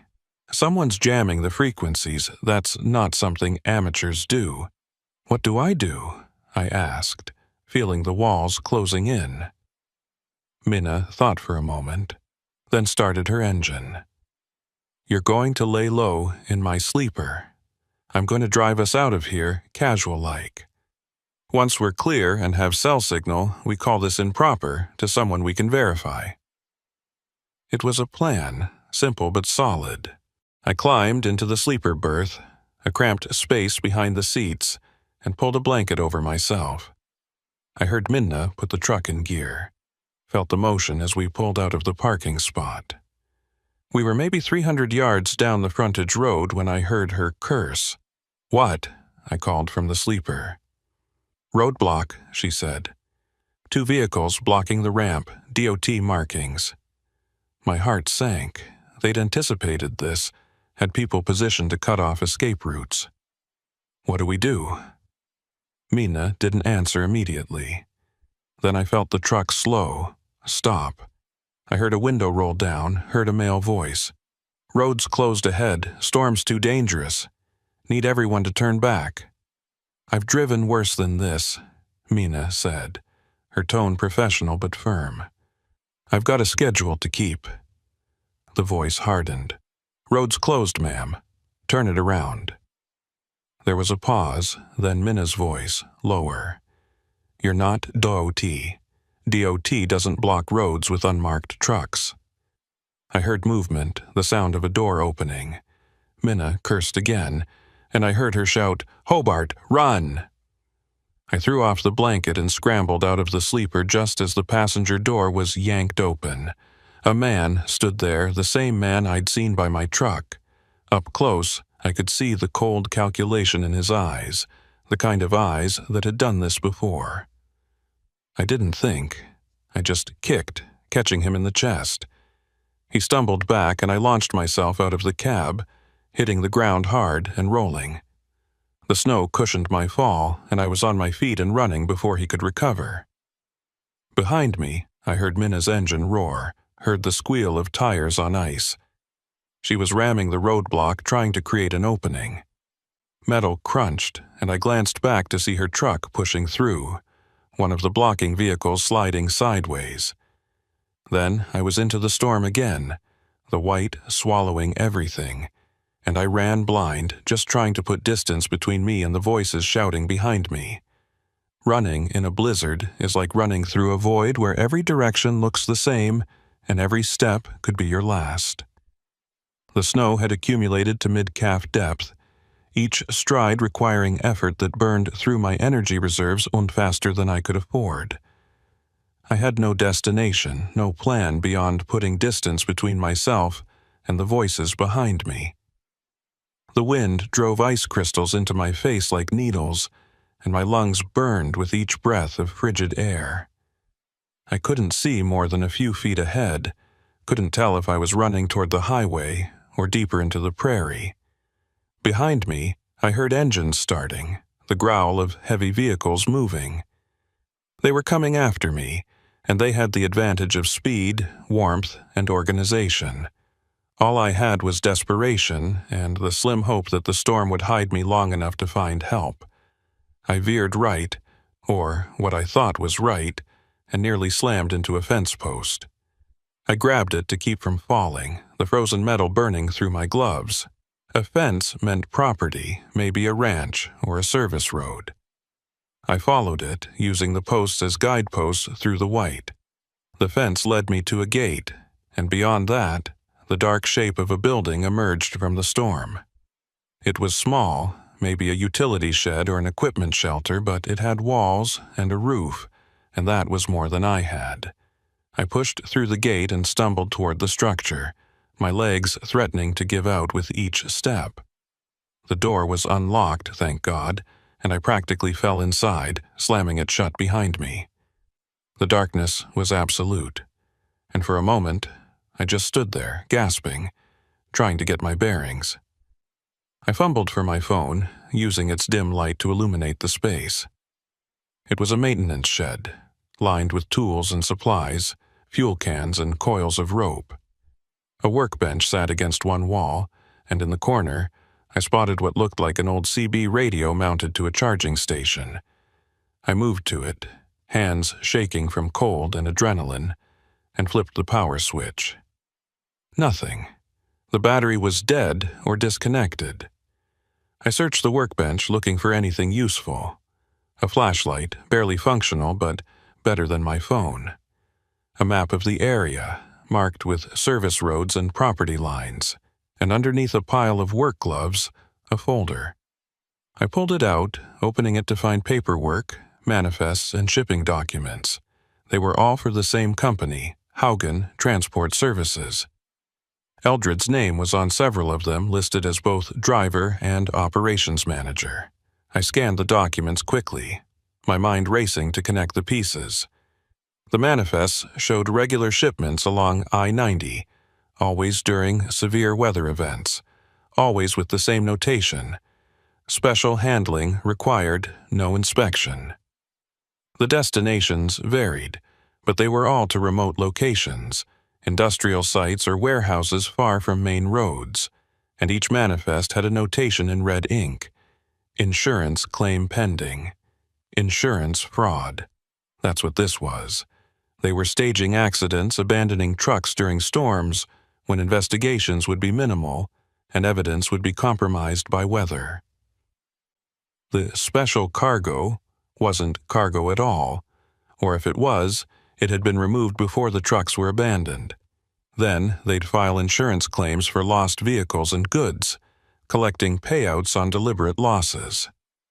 The box under the trailer, the blinking LED, it must have been some kind of tracking device or evidence they needed to retrieve before the authorities found the truck. But it was more than just fraud. That photo the fake trooper had shown me, the dead driver, meant they were willing to kill to protect their operation. How many other drivers had stumbled across their staged accidents? How many had been silenced? The thought made my blood run cold. I was a loose end, a witness who'd seen too much, and they wouldn't stop hunting until I was dealt with. I heard engines outside, closer now. They'd followed my tracks or were systematically searching the area. I shoved the folder inside my coat and looked for another way out. There was a back door, partially blocked by equipment, but I could squeeze through. I pushed my way out into the storm and found myself in an open field. No more fences, no more structures, just endless white in every direction. The sound of the engines grew louder, and I saw lights sweeping across the field. I dropped flat in the snow, pressing myself into the drifts, praying the accumulation would hide me. The lights passed over my position once, twice, then moved on. I waited, counting to 60, then slowly raised my head. The vehicles had stopped about 100 yards away, and I could see figures climbing out, flashlights cutting through the darkness. They were organizing a search pattern, spreading out to cover the area. I couldn't stay here. They'd find me eventually. I belly crawled through the snow, moving perpendicular to their search line, trying to put distance between us without being seen. My clothes were soaked through, and I could feel hypothermia starting to set in. My fingers were numb, my thoughts slowing. I needed shelter again, needed warmth, or I wouldn't survive the night regardless of whether they found me. That's when I heard it. cutting through the wind and the shouts of my pursuers. A truck horn, long and low, the universal signal of a big rig. I turned toward the sound and saw headlights on what had to be the highway, maybe 200 yards away. A truck was passing, oblivious to the drama unfolding in the field. It was moving slow, barely crawling through the storm, but it was moving. And where there was one truck, there might be others. I got to my feet and ran, no longer caring about staying hidden. Speed was everything now. I could hear shouts behind me, the search party reacting to my movement, but I didn't look back. I just focused on those headlights, on the promise of the highway and potential help. My legs burned, my lungs screamed, but I kept running, closing the distance one agonizing step at a time. I hit the shoulder of the highway and nearly fell, the sudden transition from field to pavement hidden under the snow. The truck's taillights were ahead, receding into the white. I ran after them, waving my arms, shouting, though I knew the driver couldn't hear me over the storm and the engine noise. The truck was pulling away, and I was losing ground. Desperation gave me one last burst of speed, and I drew close enough to slap my hand against the rear of the trailer. The truck didn't stop. Either the driver didn't feel it, or thought it was just the wind buffeting the trailer. I was about to fall back when I saw it, a ladder on the trailer's rear, the kind used for accessing the roof. Without thinking, I grabbed it and pulled myself up, my frozen fingers barely able to grip the rungs. I climbed until I was on the narrow platform near the trailer's lights, wedged myself into the small space, and held on. The truck continued west, carrying me away from my pursuers, away from the field and the shed and the immediate danger. But I was exposed now, clinging to the back of a moving trailer in sub-zero temperatures and hurricane-force winds. My body was shutting down, the cold seeping into my core despite my efforts to stay conscious. I couldn't feel my hands anymore. Couldn't tell if I was still gripping the ladder or if I was about to fall. The world narrowed to just the effort of holding on, of lasting one more second, one more minute. I don't know how long I clung to that trailer. Time lost meaning, became just a series of moments where I was still alive, still holding on. The storm showed no signs of letting up, and the truck showed no signs of stopping. I tried to move, to improve my position or signal the driver, but my body wouldn't respond. Hypothermia had its hooks in me now, and I could feel myself slipping away. Then the truck slowed. I felt the change in momentum, the gradual deceleration of the engine. Through my blurred vision, I saw lights ahead. A truck stop, bigger than the one in Wall, with rows of rigs and bright fluorescent islands. The truck pulled in, navigating toward the fuel pumps, and I knew this was my chance. As it came to a complete stop, I let go of the ladder and dropped into the snow. I hit hard, my legs collapsing under me, but I was down and I was away from the trailer. I crawled toward the building, every movement requiring concentration and willpower I barely had left. The automatic doors slid open as I reached them, and I fell through into warmth and light. People were shouting, hands were grabbing me, lifting me. I tried to speak, to warn them, to explain, but my mouth wouldn't form the words. Someone wrapped a blanket around me, someone else was calling 911. I was surrounded by concerned faces, by truck drivers and staff who'd seen enough accidents to know hypothermia when they saw it. A paramedic arrived, young guy with steady hands and a calm voice. He checked my vitals, started warming me gradually, asked questions I couldn't answer. Through it all, I kept my hand pressed against my coat, feeling the folder still tucked inside. The evidence, the manifests that showed what Eldred and his network were doing. As long as I had those, I had leverage. I had proof. The police came next, real police this time. I checked their badges carefully, called the station to verify their identities before I'd talk. When I was certain they were legitimate, I told them everything. The abandoned truck, Eldred's threat, the fake trooper, the chase, Mina's help, and the roadblock. And I gave them the folder, the manifest that laid out the insurance fraud operation in black and white. They listened, took notes, made calls. More officers arrived, then state investigators, then someone from the FBI. The truck stop became a command center with law enforcement coordinating responses and issuing alerts. They put out calls for Minna Kittleson, wanting to verify her safety and get her statement. They sent units to the abandoned truck location, though I knew they'd find it cleaned out by now.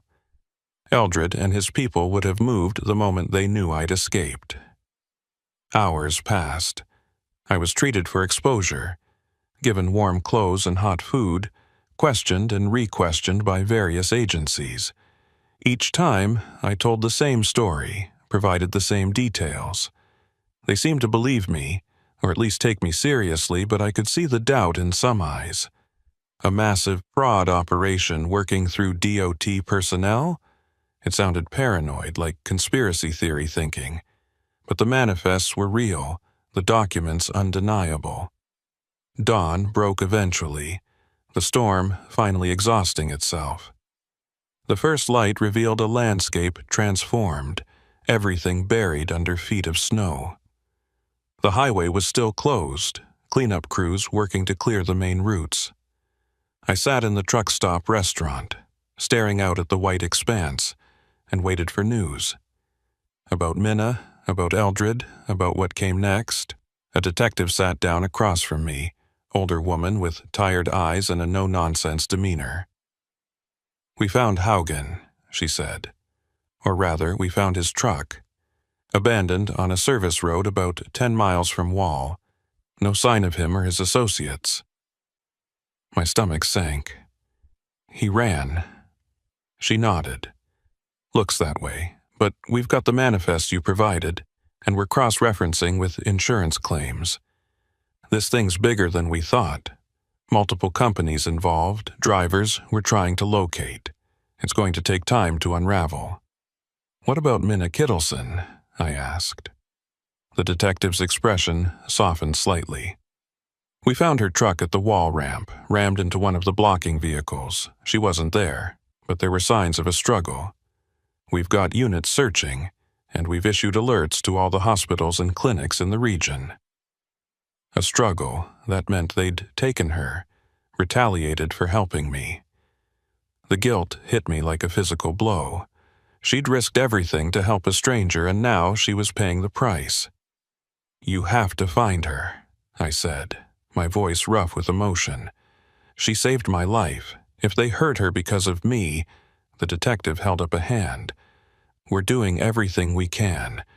But Mr. McKeever, I need you to understand something. These people, they're not going to just disappear. They've lost their operation, but they still have resources, connections. Until we have them in custody, you're at risk. We can offer protection, witness security if needed." I shook my head. "I'm not hiding. I'm a trucker. I've got loads to haul, bills to pay. I can't just vanish into protective custody." She studied me for a long moment. "Then you need to be careful, very careful. Watch your back, vary your routes, trust your instincts. These people have already shown they're willing to kill to protect themselves. Don't give them another chance." I nodded, understanding the weight of what she was saying. My life had changed the moment I stopped to check on that abandoned truck. I'd stepped into a world of fraud and murder, and even though I'd survived, even though I'd exposed the operation, the danger wasn't over. Eldred Haugen was still out there, along with the fake trooper and whoever else was part of their network. And they knew who I was, knew what I looked like, knew how to find me. Days turned into weeks. I went back to work, hauling loads across the northern routes, always watching, always waiting. The investigation continued. Arrests were made, lower-level operators who'd been part of the fraud scheme. But the principals, Eldred and his core team remained ghosts. Warrants were issued, alerts distributed, but they'd gone to ground in a way that suggested they'd planned for this eventuality. Minna Kittleson was found 3 weeks after that night, alive but traumatized. They'd held her in an abandoned farmhouse, trying to get information about me, about what I'd told the police. She'd refused to cooperate, and eventually they'd let her go, probably deciding she wasn't worth the risk. We talked once, a brief call where we both struggled to find words for what we'd been through. She thanked me for getting the evidence out, for making their capture a matter of when, not if. I thanked her for saving my life. Then we hung up, two strangers bound by trauma, unlikely to ever speak again. I changed my patterns, my routes, the truck stops I used.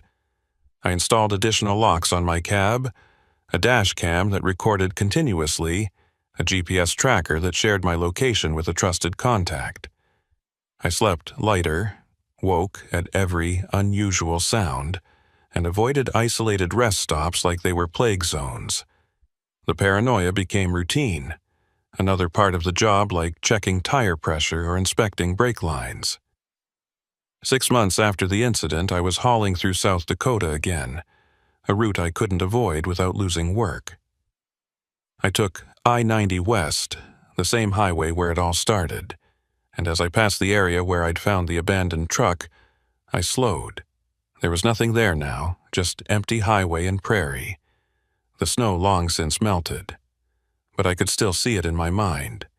The Freightliner with its hazards flashing, the box underneath with its blinking LED, Eldred Haugen's cold eyes as he warned me to forget what I'd seen. My phone rang, and I glanced at it, seeing an unknown number. I almost didn't answer, almost let it go to voicemail, but something made me pick up. McKeever. Silence on the other end, just the faint sound of breathing. Then a voice, low and familiar. "You should have kept driving that night, Hobart." Eldred, my blood turned to ice. You destroyed a good operation. Cost a lot of people a lot of money. That's not something we forget. I wanted to hang up, wanted to call the police, but I was frozen, trapped by the voice on the line. "Where are you?" I managed to ask. He chuckled, a sound without humor.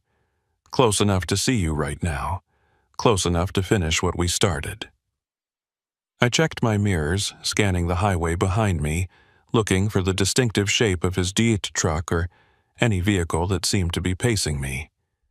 There were plenty of trucks on the road, but none that stood out. "The police are looking for you," I said, trying to keep my voice steady. "Every law enforcement agency in 3 states has your picture. You can't run forever." Another chuckle. "We've been running for 6 months, Hobart. We're good at it.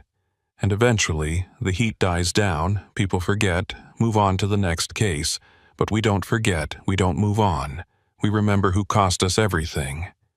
The line went dead, and I was left staring at the phone, my hands trembling on the wheel.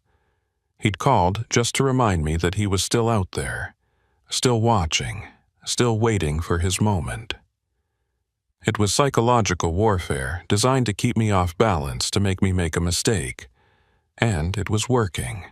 I pulled off at the next exit, found a busy truck stop with cameras and security, and parked where I could see in all directions. I called the detective, reported the call, gave them the number and the timestamp. They promised to trace it, to increase patrols in the area. All the reassurances that meant nothing if Eldred was determined. I sat in my cab, engine idling, and realized that this was my life now. Always looking over my shoulder, always waiting for the other shoe to drop, always wondering if the next rest stop or the next dark highway would be where they finally caught up with me. The insurance fraud operation was dismantled, millions in fraudulent claims identified and prosecuted. The lower-level participants got jail time, and the investigation expanded to reveal corruption in DOT offices, customs facilities, and law enforcement. It was called one of the largest fraud schemes in the region's history.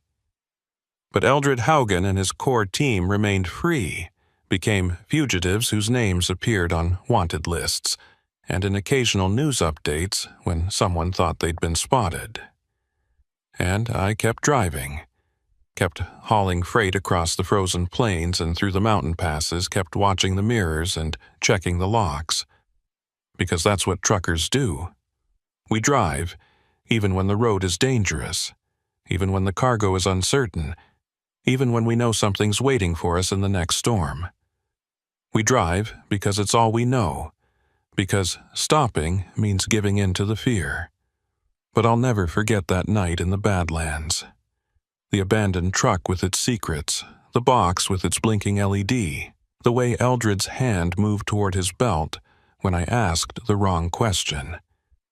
And I'll never forget the knowledge that somewhere out there, in some forgotten corner of the northern routes, men like Eldred are still running their schemes, still staging their accidents, still silencing the witnesses who get too curious. The storm passed, the roads cleared, the sun came out and melted the evidence. But the danger remained, patient and persistent, waiting for the next blizzard, the next desperate driver who stops to help, the next witness who sees too much. And that's the real horror of it all. Not what happened to me, but what's still happening to others. The endless cycle of fraud and violence hidden beneath the mundane routine of trucking, of insurance claims, of storms that bury secrets along with highways. I drive past that spot sometimes, mile marker 138 on I-90, and I slow down just a little. Not to remember. I can't forget even if I wanted to, but to remind myself why I'm still careful, still vigilant. Because somewhere out there, Eldred Haugen is driving too. And one day, on one dark stretch of highway during one bad storm, our paths will cross again. I don't know what will happen when they do. I don't know if the law will have caught up with him by then, or if I'll be the one who has to make the choice between running and standing my ground. All I know is that the blizzard that started that January night never really ended. It just moved, shifted, became part of the landscape of my life. And every time I see snow in the forecast, every time the wind picks up and the visibility drops, I feel it again, that cold certainty that some storms don't just pass through.